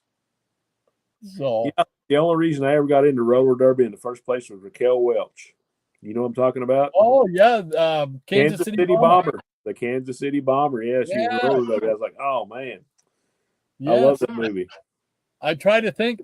I can't think of another movie that had roller derby based in it, other than if you want to go like rollerball. Yeah, but that was like in the future. Yeah, I was going to mention that. Yeah, that was another one of my favorite sci-fi movies in the 70s with James Caan. They made a remake of it. It actually was the movie my wife and I saw on our first date together, was the remake of Rollerball. Oh, really? So we had to buy that movie later on. But yeah, I love the original. Oh, cool. Jonathan. That was great. I've got a picture I still have somewhere in my portfolio that I drew of him holding the ball, standing up over somebody that he knocked out and beat up, made bloody on the thing from like in high school, for crying out loud. That's pretty cool. That was such a good movie. And speaking of movies, here's Marvel Darkman. Darkman, I remember that. The movie Darkman. Was that Liam Neeson who played in that? Or was it somebody I think else? it was actually. Yeah. Yeah. But that was pretty cool. Yeah. I remember seeing that at the old Strand Theater. All right. Then we got a Wizard Special Edition. It's an X-Men Special Edition. I'm trying to see if it has a date on it. I can't find a date on it, but it's one of those Wizard special things. Okay, yeah. I miss Wizard magazine. Yeah, I got a whole long box of them over here, man. Yeah, I'm the same. I got a big cardboard box full of them down there. That was just cool. And this one here, I think you probably have one. Good stuff. Pretty cool little magazine. Yeah, it is. So got all the Phantom and Flash Gordon, Captain Marvel, Captain America. Cool stuff. It is. And I think you have this in your collection. Yeah, Raj 3000. Yeah, I do have that in my collection. Early bird. Yeah. Good stuff. Pretty cool. Yeah. Back in the 80s, they had a lot of these type of things that different companies put out. It was pretty neat. They did a lot of cool things in the 80s. Yeah. That's when you got to see a lot of indie companies and alternative press and a lot of great artists and concepts came out of that. I mean, and they put out those ICG, I think it was, put out those indexes. Oh yeah, like the Justice League Index and also price. Yeah, I think I've got most of those. But I think that's actually like an offshoot of Eclipse Comics that published those. It's just cool stuff, you know. Yeah. These are really, I mean, you can't go wrong with this. This art is crazy. Love it. Yeah. So. I really liked it in black and white. I know one of my favorite Burns comics and stories was that OMAC miniseries he did back like in '91. You remember that? Yeah. I probably got like multiple 4 and 5 copies of each issue, and I got a couple of them signed by him. So that was when I met him at Mid Ohio. Those are the square bound ones with the deluxe. What they used to call the prestige books. Yeah.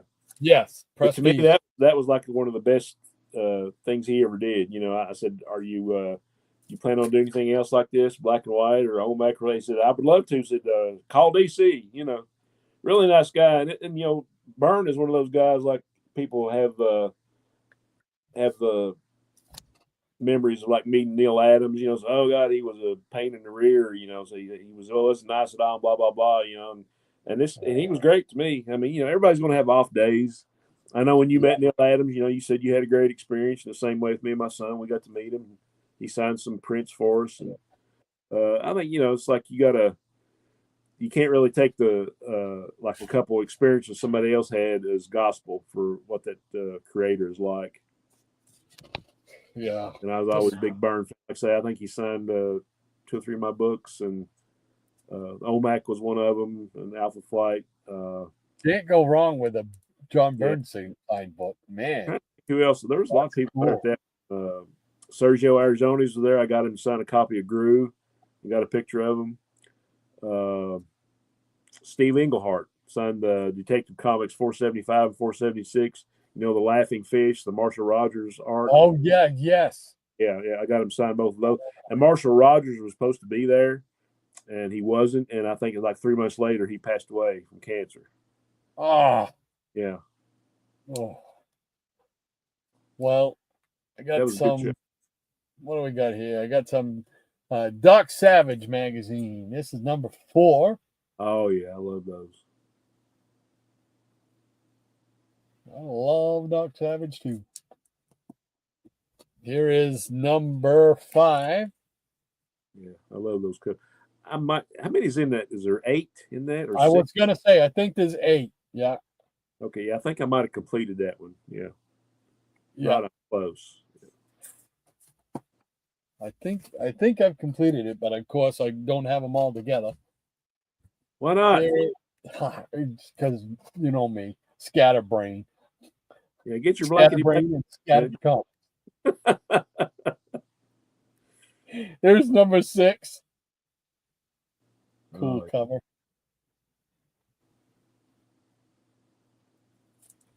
Now, wasn't there a Savage movie had Ron Eli in it? Yep.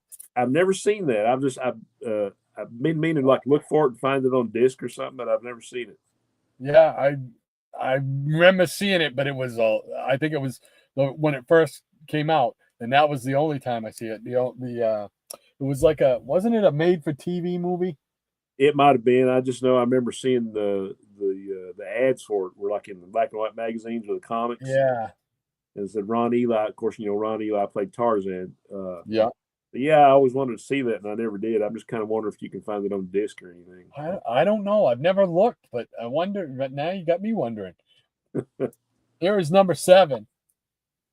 So, Savage.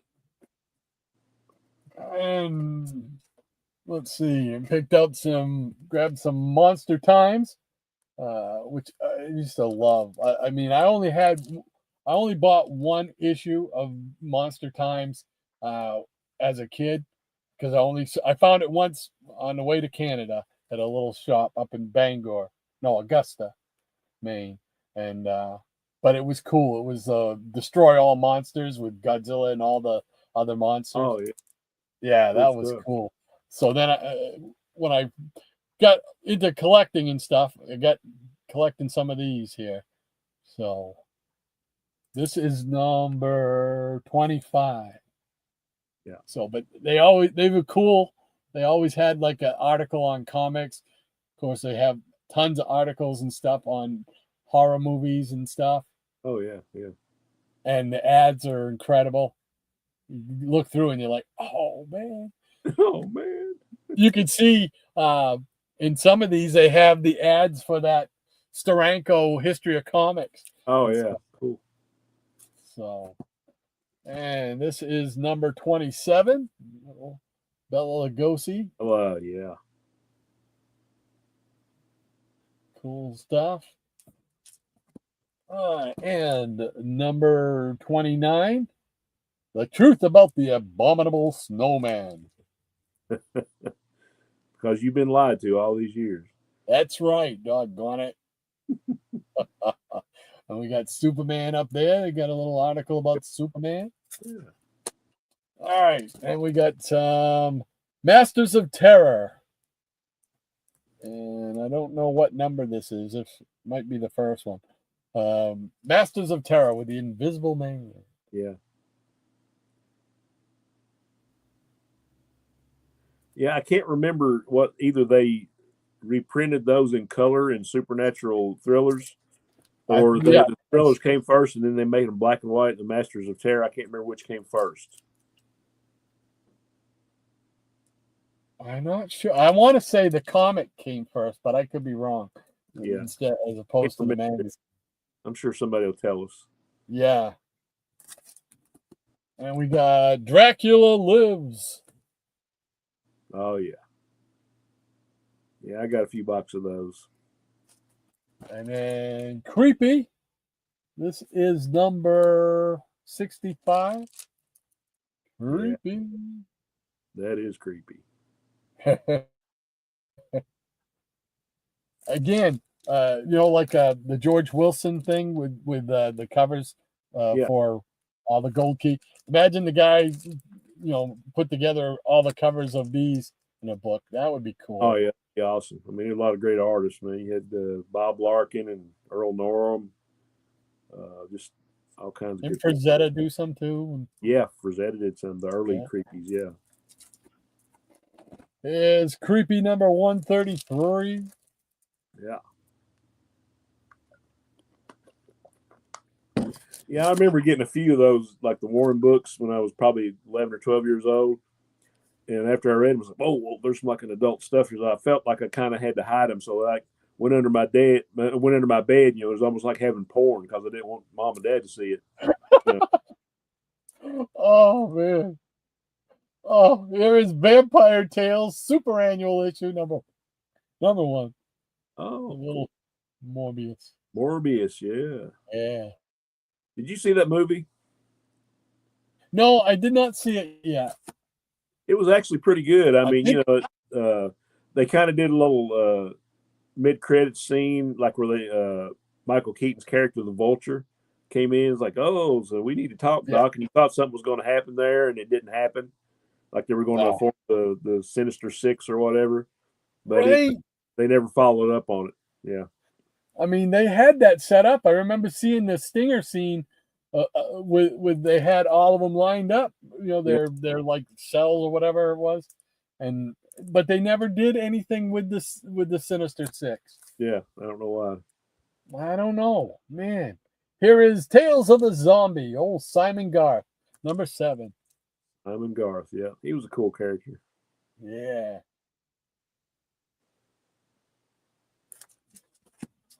And we got a little Monster Madness by Marvel, number 1. Oh, nice. Mammy. I think I've got number 2. That's it. Together we've got the entire run. There we go. Is that right? There's only 2 issues of that? No, I don't know. Okay. I have no idea. Don't You're listen just to me. Up stuff. And we got Werewolves and Vampires. This is a Charlton publication. Oh, nice. Yeah, I think I remember seeing that. I never had any, but yeah. Was that like a one shot, or is it like? I do not know. I do not know any more about that. That's a good question. I have to look that up to see. Because I've never seen a whole lot of Charlton magazines, and this one here, when I saw that, it was like, oh, okay, all right, that's unique. Yeah, like Charlton had didn't they have like hot rod magazines like that, and then I don't know. I know they did like they did an issue of Hercules, I think it was. Oh yeah, I've seen you show that. Yeah, they did one of those, and I think there was something else, and I can't think of it. Remember the magazine Sick? It was like Cracked and Mad. Charlton did that one, yeah. Did Charlton do that? I never got any of those. Yeah, I got a couple. Yeah, I think Charlton did those. So, but I got let's see, Monster Howls, and who did this one? Does it say? It doesn't say on this one. Monster Howls. Nice. So, well, odds and ends. All right, that'll do it for this round. Let's get us back together again. All right, let me just find. There we go. Thank you, Maranya, saving me once again. And we got August. He's saying, now that Maranya mentioned Geeky Puppets, there was a Flash issue where a villain turned Flash into an actual string puppet. Do Rod or Shannon remember that? Oh, yes. I do. Yep. Wasn't it Abracadabra that did it? Yeah. I don't have that one, but yeah, that's a good issue. Yeah. Cool beans. Tempest says that was an Abracadabra issue. There you go. Abracadabra issue, August. Such a great name for a villain as well. Cool beans. Yeah, there we go. Maranya says Darkman was indeed Liam Neeson. A wonderfully tragic movie. Yeah. I remember seeing it at the old Strand Theater, man. Double A says, you're right, Tempest. Yes, that was the issue. Jay says that, what was it? Rog. Rog. Yeah. Looks very interesting. Yeah, it's pretty cool. And you don't see them too often out there, but I'm sure you could probably find one on eBay or something. Oh yeah. I don't think it would be that much. Yeah, it's just a unique, weird little kind of cool thing, you know. Tempest says Darkman was a great film. I didn't realize there was a mag version of that adaptation. Yeah, I think they had a couple of issues of it. I don't think it was just a one shot. I think there was a couple. If I'm not mistaken. I could be wrong though. It's happened before. Maranya says Flash 133 to be precise. I will have to suggest it for a reading on the Geeky Puppet Show. And August says Abracadabra was manipulating the Flash marionette so he could humiliate the Flash. I'm telling you, Barry had it rough. Wally's had it easy. Yeah, I remember it was issue 300. It was like a special giant size issue. And it's like, Barry Allen wakes up from a coma and like he never was the Flash and all these other people are around. And Iris was married to somebody else. And it was all because of Abracadabra. It was a good story.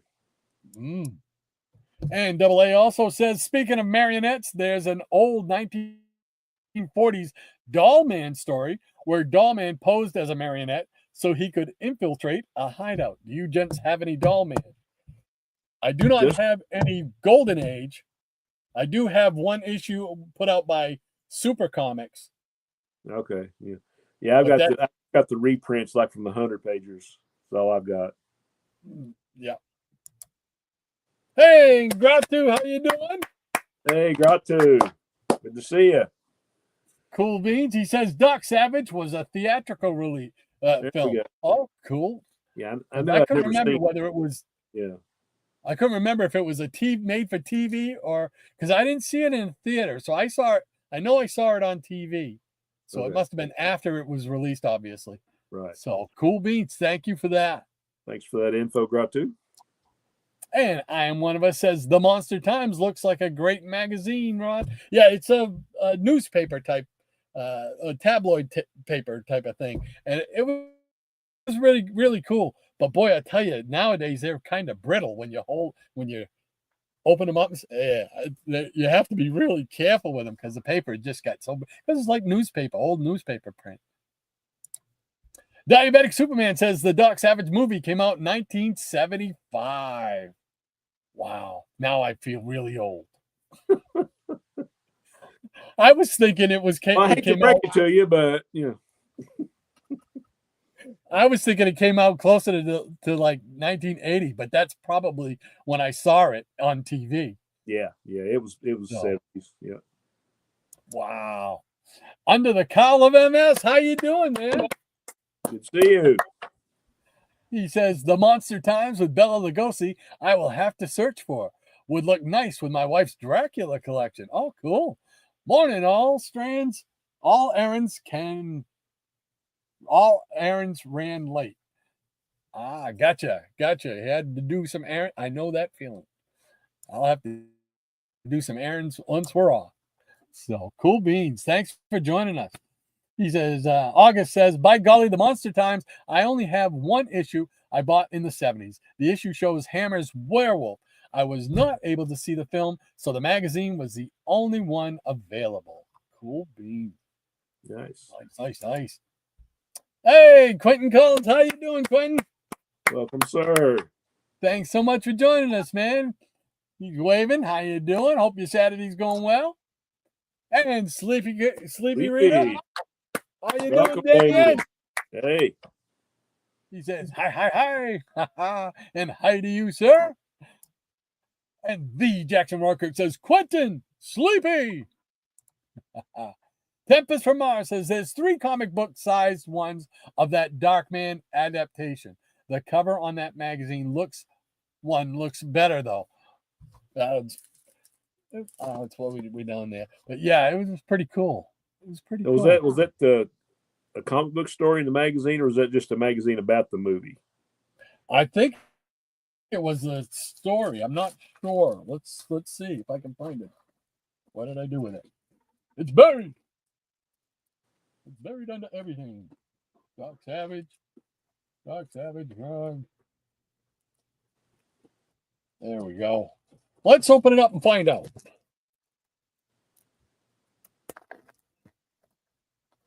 We'll find out together. All right, let's see. Yeah, it's a comic. Okay, cool. Must be like a retelling of it. Who is the art?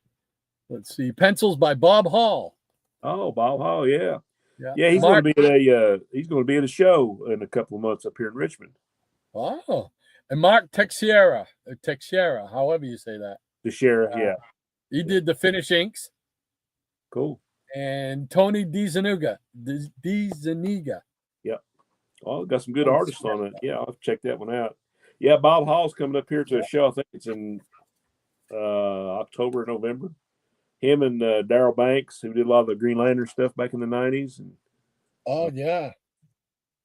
we're going to have some wrestling people up here too, Rod. You might want to come down for. We're going to have Billy Gunn and the Mouth of the South, Jimmy Hart. Jimmy Hart. Yeah. Holy mackerel. Cool beans. I may have to go down there and get some autographs, get some pictures. So, cool beans.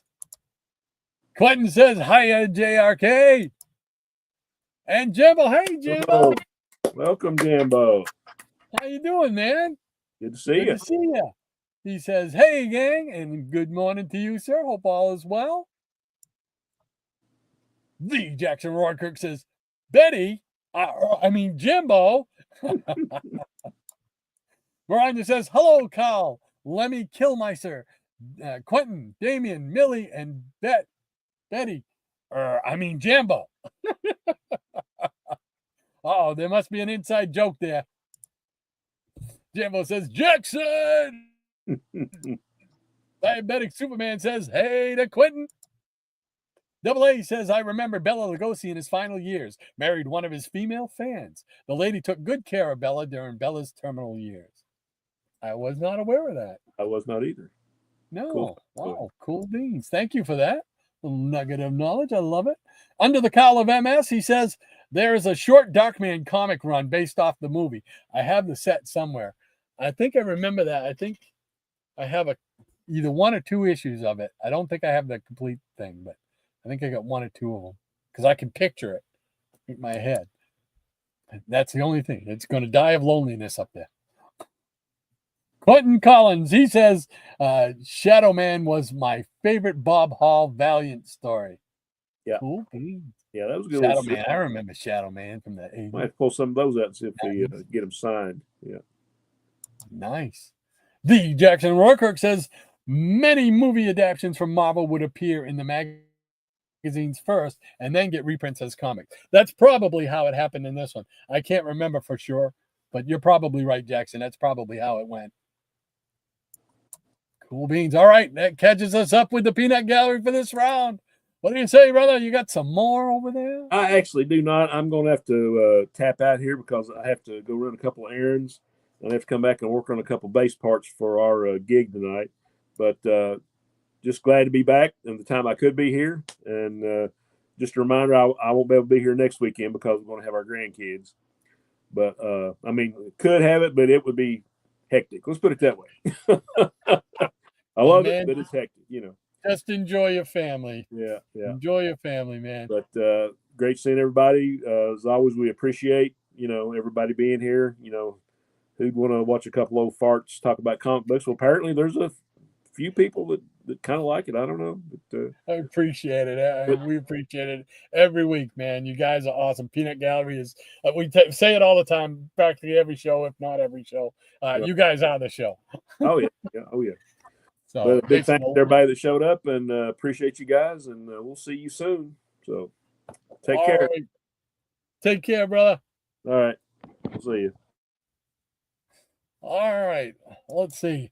Well, I got enough for another round. What do you say? You guys want to stick around and see some more? Let's see. What do I got here? You got the comics there. All right. How about some? Let's see. I got to move that. There we go. All right. I promised Maranya to stick around because there'd be some shell heads. So that's what we're going to show right now. Some Iron Man plus some Tales of Suspense, rather. So here we go. All right. Tales of Suspense, number 36. This is my only pre-Iron This is what is going on with my phone. This is my only pre-Iron Man Tales of Suspense issue. So, and then this is as close as I'll ever get to this. It's the Marvel facsimile of Tales of Suspense number 39 with the origin of Iron Man. So that's nice to have. And then we jump into Tales of Suspense number 41. I do not have 40. Probably that's another one that I probably won't ever afford because they keep up and up and up. But here's number 41. And it says the title of this is The Stronghold of Doctor Strange. But he don't look like the Doctor Strange that we know. The one we've known to come to know and love. We got the old golden armor right there. And here's number 42. Some more golden armor.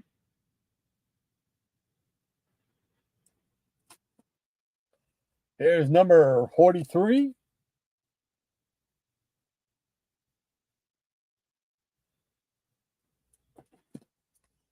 Number 44.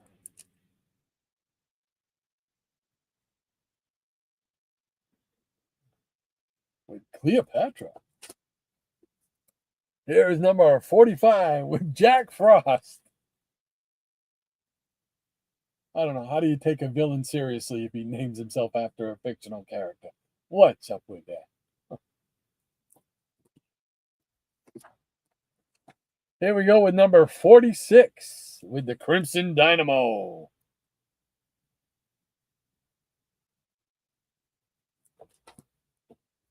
And number 47 with the Melter.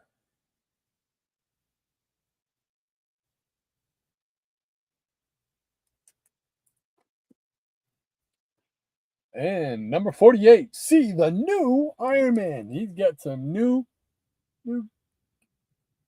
clothes going on here. Here we go. See the new Iron Man. Mr. Doll. I don't know. The great Mr. Doll. He should have named himself the Mr. Action Figure.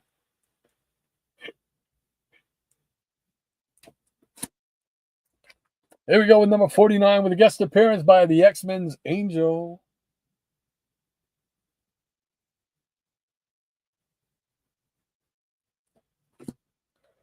And then we're going to jump over to Iron Man. And let's see. I don't know why these are together. One of these should be in the Submariner one, but we got the one shot in between when Iron Man and Submariner were both leaving their respective magazines. The Submariner left, it was Tales to Astonish, and it became the Hulk magazine, the Hulk comic. And then Iron Man left Tales of Suspense to Captain America. So, and then let's see, this is Invincible Iron Man King Size Special number 1.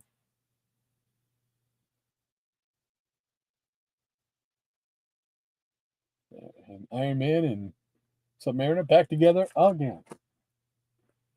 All right, I think I've showed the first 10 issues of Iron Man before, so we're going to start off with number 11. Here's number 11 with the Mandarin. I always liked the Mandarin as a villain because of his rings. I had a thing for rings ever since reading Green Lantern. And then, so anything to do with rings on a villain that, or shoot out power or stuff like that, I was a sucker for. So Mandarin was a sentimental favorite villain. Here we go, number 12 with the coming of the Controller. The classic Iron Man look that I remember and grew up with. Here's number 13. Got the all red action going on. Cry Carnage. Here's number 14. The Night Phantom.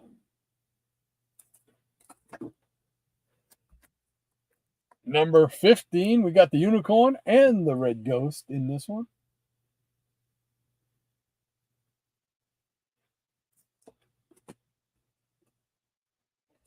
Here's number 16. Iron Man teaming up with the Unicorn. A long time ago when the earth was green, more kinds of animals than you've ever seen. If you get that reference, you're as old as I am, probably. There's number 17, the beginning of the end.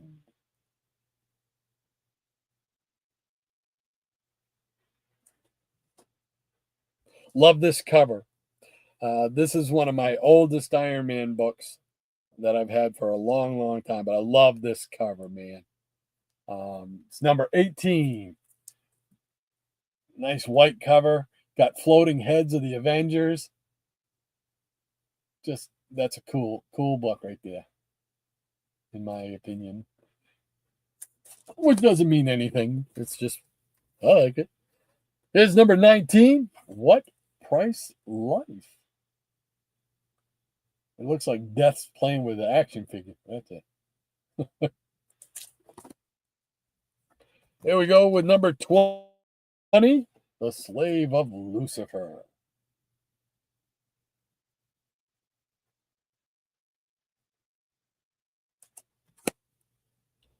And number 21. Let somebody else be Iron Man. I quit, he said. I am out of here. Color me gone.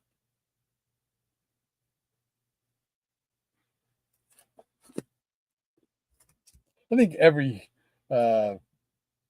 Marvel hero has quit at some point in their series. There we go. Number 22, we got Iron Man, Crimson Dynamo, the Titanium Man. So death must follow.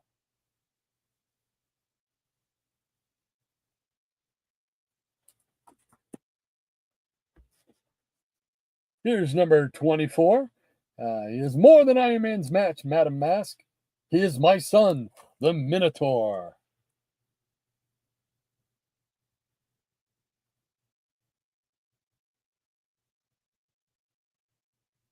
And to round out this Iron Man extravaganza, we got number 25 with Iron Man taking on the Submariner.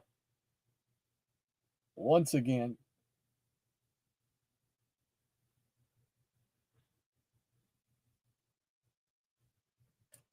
All righty. So there we go. A little shell head action for you, Maranya. So let's get back to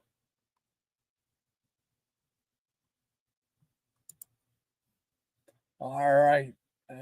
Thank you once again, keeping me in line.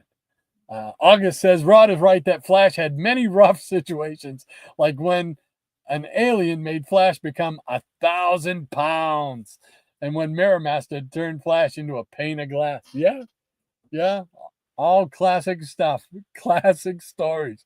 Yes, sirree. I'm with you, August. The Jackson Rourke says, just give the grandkids a few comics and some crayons. The crayons in the comics. Oh no, they don't match. They don't go together. Don't do that. I am one of us says goodbye to Shannon. And Robert Harrison says, whatever happened to Rick, the Hulk's friend and Captain America's? Let's see. For a while there, he was Captain Marvel. Or Captain Marvel. He would switch places with Captain Marvel. Marvel's Captain Marvel. He was also heavily involved in, I'm trying to think, Future Imperfect, the Hulk 2-issue deluxe series there, where the Hulk becomes Maestro in the future. And Rick Jones was heavily involved in that. As to what Rick Jones is doing these days, I couldn't tell you. I could not tell you.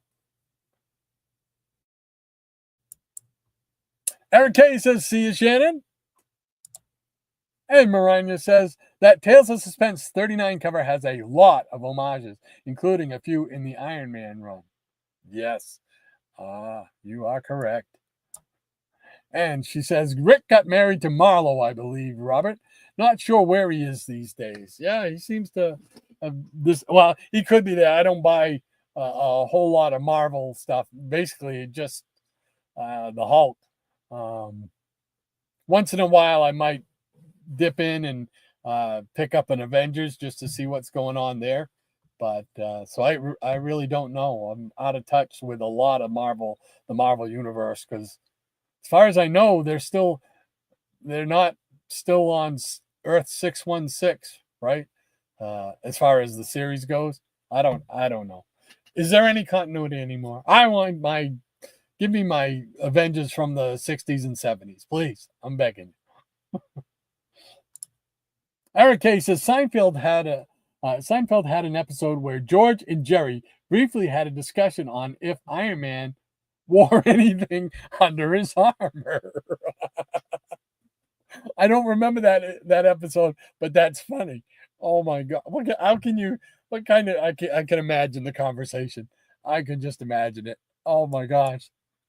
Miranda says that's an unusual reference, Eric, as Jerry is a huge Superman fan. Yes, yeah, because he used to have this big Superman thing on his refrigerator, if I remember correctly. And Sleepy Rita's Damien, he says, it seemed he just wore underwear under the. It seemed he just wore underwear under the armor. There you go. It's Under Armour. Quentin says, Rob, Rick became A-Bomb, a gamma monster for. Oh yes, I do remember that. Yeah, because wasn't he also in the Hulk Smash or whatever it was called, Smash Agents or something like that cartoon that was short-lived? Quentin, you could probably tell me if that was the case, if I'm remembering right or wrong. Once again, Eric K says George said he wore nothing under the armor. He just went commando. And Maranya says, yes, Tony wore tighty whities under the armor, as witnessed when Rhodey peeled the armor off of him when Tony was too drunk to use it. Oh, so there you go. You found out right in the comics. Cool beans. August, he says, Tony Stark sometimes carries his collapsible armor in a briefcase. I don't know how he would carry that heavy briefcase with his one arm. Yeah, really. And Eric says 2 issues of Iron Man and Subby. Nice. Oh yeah, I had to get 2, Eric. That's one of those, I don't know, obsessive compulsive things, because once they split up, when Iron Man started his series and Submariner started his, I had to have one each for that. So yeah, it's one of those things. So Maranya says comic book physics, August. Jay Lucian, he says I love Power Rings too, Rod. Yeah, cool beans. I have a bunch of different rings, comic related rings. I got a ring display thing, like a jewelry display thing over there, but it's underneath the things. Otherwise I'd pull it out and show the rings. But yeah, I thank Green Lantern for that. So I just have a thing for rings. I love rings. So Maranya says Steve Ditko designed the red and gold armor, but Gene Colan, George Tuska, and Bob Layton made it awesome. I got you. Yeah, those early Iron Man individuals. That's the Iron Man I grew up on. That Iron Man with the little I don't know what do you call them, couplets or whatever, and the little discs on his hip and stuff like that. That's the Iron Man I grew up on, man. So that holds a special place. That armor and that character holds a special memories for me. Quentin Collins, he says, cats and bats and elephants. But as sure as you're born, you're never gonna find. Very good, Quentin. I knew it. Ha ha. Very cool. The Irish Rovers and Unicorn song. So absolutely. Brian says number 19 is where Tony got his artificial heart to cure his condition. Ah, very cool. Thank you for that nugget of knowledge. Love it. Double A says, speaking of power rings, the Phantom film had the Phantom using a power ring. Almost like Green Lantern, because Phantom had to use his willpower. Now you really made me curious to get in there. Where did I put them? Oh, there they are. They're up top. Okay. There's just a few. I'll put them up here so you can see different type rings. And it's funny because you mentioned the Phantom, and these were the Phantom rings. I believe they had something to do when the movie came out. There was like a little giveaway, something like that. So a lot of Green Lantern rings. I got the Thanos ring back up here in the corner here. That's the Thanos ring. And then a lot of the various Green Lanterns or other colored lanterns, plus a couple of Legionnaires flight rings and a Barry Allen ring. There we go. Flash ring right there. Doesn't have the open compartment type of thing, but so yeah, I have a little bit of a thing for rings. So it's fun stuff. All right, there we go. But I digress. Maranya says number 21 was where the first black man wore Tony's armor. Spoiler, it is not Rhodey. I was trying to remember if I can remember who it was, but I can't. I cannot.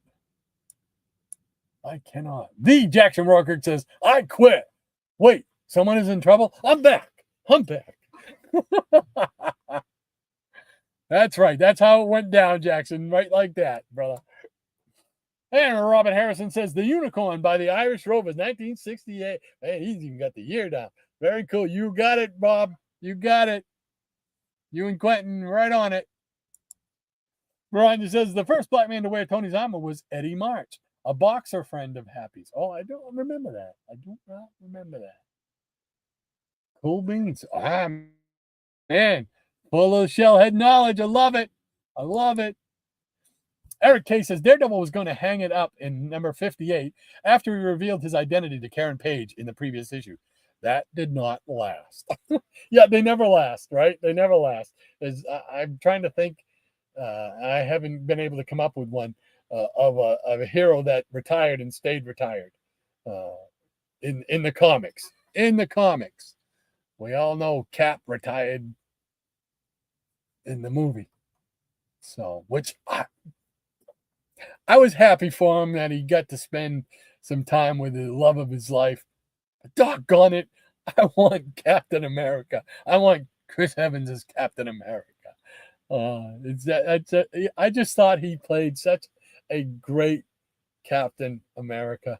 It was just like, because Cap is one of those characters in my mind. Now, I'm sure, everybody's got different opinions, but in my mind, Captain America is like Superman. They always do the right. They know the right thing to do. They always know the right thing to do, and they always do the right thing. And I thought Chris Evans played that character so doggone well, man. He just always seemed to say the right thing or do the right thing, and that's what I wanted out of my Captain America. Very cool. Tempest from Mars, he says Rick was in the Immortal Hulk run, mind you. He didn't have a good time. I was trying to remember. I thought he was in that, but I couldn't remember for sure. I thought that was him. Cool beans. Thank you for that, Tempest. And Tempest, make more videos. I want more videos. August says, now that Robert mentions the unicorn, didn't he also fight the X-Men?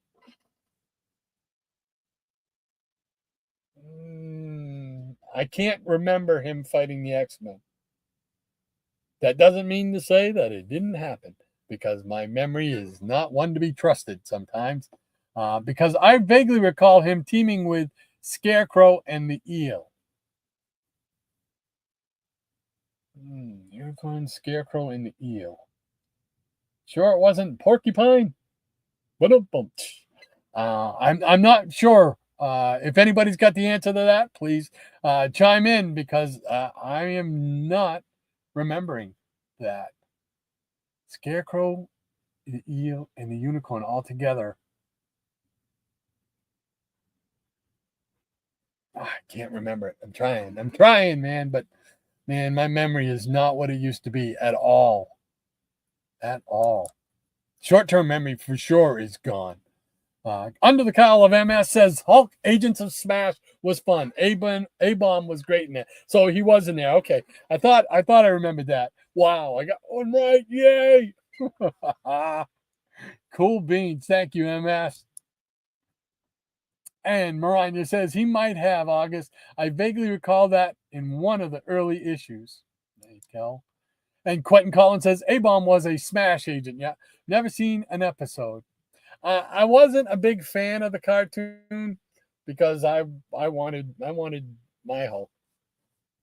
I would love, what a good Hulk was, the animated movie that they made with the Hulk versus. It was called Hulk versus, and it had one story had him versus Wolverine, the other one against Thor. I really enjoyed that. That was, to me, that was the Hulk I know and love. That savage Hulk, the madder Hulk gets, the stronger Hulk gets. That's my Hulk, man. Cool beans. Hey, why not, Tony? How you doing, man? Good to see you. Hope your Saturday's going well. He says, hello, everyone, and hello to you, sir. Thanks so much for dropping in, man. Cool beans. Always good to see you in the Peanut Gallery. Great job. All right. August says, speaking of the unicorns, the planet Krypton had unicorns. In one story, an evil doctor chopping off all the horns of unicorns because the horns had healing powers. Ooh, I'm not aware of that. Pretty cool. Dropping knowledge today. Everybody, all you guys, man. You bring it every week. You bring it. Love it. The Jackson Roykirk says, I have the Agents of Smash trailers on my channel. Oh, cool beans. Nice. Did you watch the show, Jackson? Did you watch the cartoon show? I saw probably about 5 or 6 episodes of it, but it just wasn't the same. It was just, I guess it was too much humor for me. I mean, I like humor as much as the next guy, but when it comes to like my super heroics and stuff, I'm not so big on the humor as I want action. I want them to be serious and let's get this done. Let's get it the bad guy. But there are instances that it does work. I mean, I was surprised those first 10 years of the Marvel movies, they did a real good job as far as I'm concerned.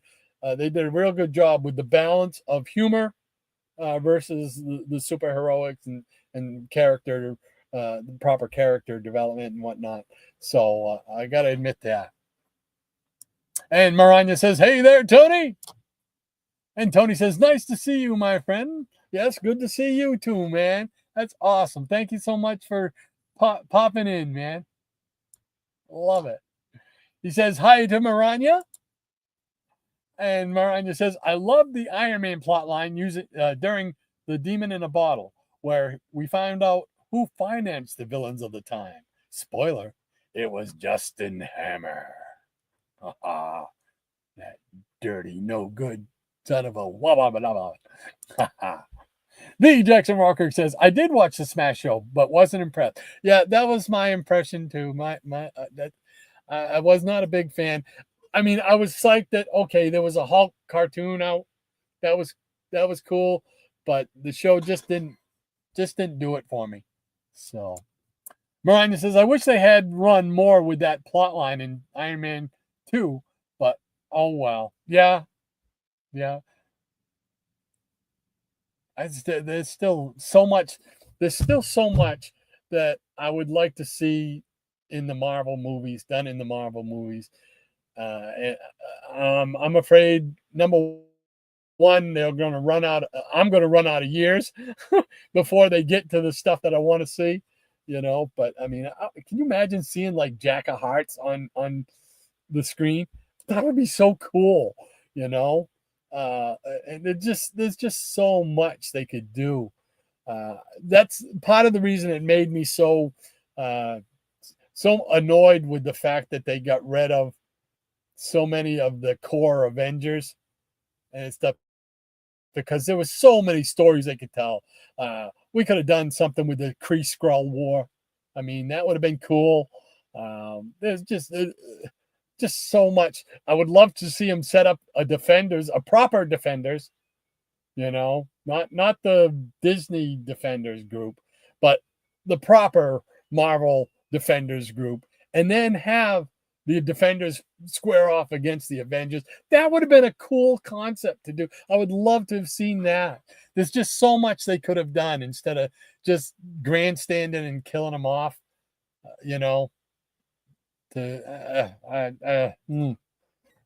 But with that being said, every time I watch Endgame and Infinity Wars, man, always a tear in my eye. Especially the Endgame. Oh man, the whole funeral scene and stuff. Oh, it's Kleenex time for this guy. Yeah. Double A says, Rod, I recall that the X-Men had Unicorn, the Eel, and the Scarecrow, and Count Nefaria gathering them together. Now, I remember Count Nefaria being, I can picture that. But I did not remember the other guys being there. Oh, now you guys got me. I got to go pull that book out and see what's going on with that. So I got to go yank that out the long box. Cool beans. Thank you for that. Backing him up. Good job. Whoops. There we go. Jackson, the Jackson Rockirk says, I'm waiting impatiently for the epic collections to get to the Demon in a Bottle era. I'm surprised they haven't done that yet. Are they doing it are they going issue by issue so it takes some time to get up through there? Or is it a case of they just haven't done it yet? So Miranda says, Jackson, they have collected those issues a few times already, but who knows? And the Jackson Rockirk says, they've just released issues from the early 100s, so they're moving along, he says. Cool beans. They'll get to it. Because that's such a popular story, a big storyline in Iron Man's character. That's such a big thing. They'll get to it. Scotty says, Disney loves to kill good characters. Star Wars 7 through 9, they killed all 3 of our heroes. I'm not that well versed in Star Wars. I saw the first 2 movies, I think it was, but for some reason it just didn't grab me. I liked Spaceballs more than I think I liked Star Wars. But then again, it's Spaceballs and Mel Brooks. Who doesn't love Mel Brooks? Come on. We're combing. We got the guys out combing the desert. Oh my gosh. I'm a sucker for sight gags like that. I love it. It just makes me laugh when I think about that. Oh my gosh. Oh, we get jammed. They've jammed our radar. Oh man. All right. I think that catches us up with the peanut gallery for today. And somebody just snuck in there. Maranya says Leighton only does one recreation of the famous Demon cover a year. He has said he doesn't want to be a human Xerox machine, even though he could sell tons of those covers. Well, yeah, I mean, I gotta believe that it would get old. I'm sure these guys, they go to go to conventions and stuff like that, how many times do you think they've heard the question, so what's your favorite comic book? Or what's the favorite character you've ever drawn? What's the favorite story you've ever drawn? That type. I mean, they have to, they're only human. They have to get a little like, oh, okay, that again. Oh, type of thing. But the Jackson Rourke says, unfortunately, the actors can't play the characters forever, so they kill them off. Yeah, I understand. Intellectually, I understand the whole process as far as, these guys can't keep doing this stuff forever. But doggone, I wish they could. I wish they could. So that's just me being selfish. That's all. So yeah, you're right, Jackson.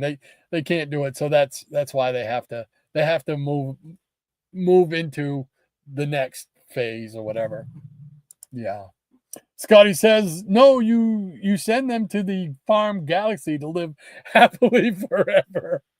The farm galaxy. That's a new one. I never heard of that. And Maranya says, take care, Rod, Shannon, the peanut galleries, the nuts of the day, the foofs, the studio audience, Maranya's legion of peanut pets.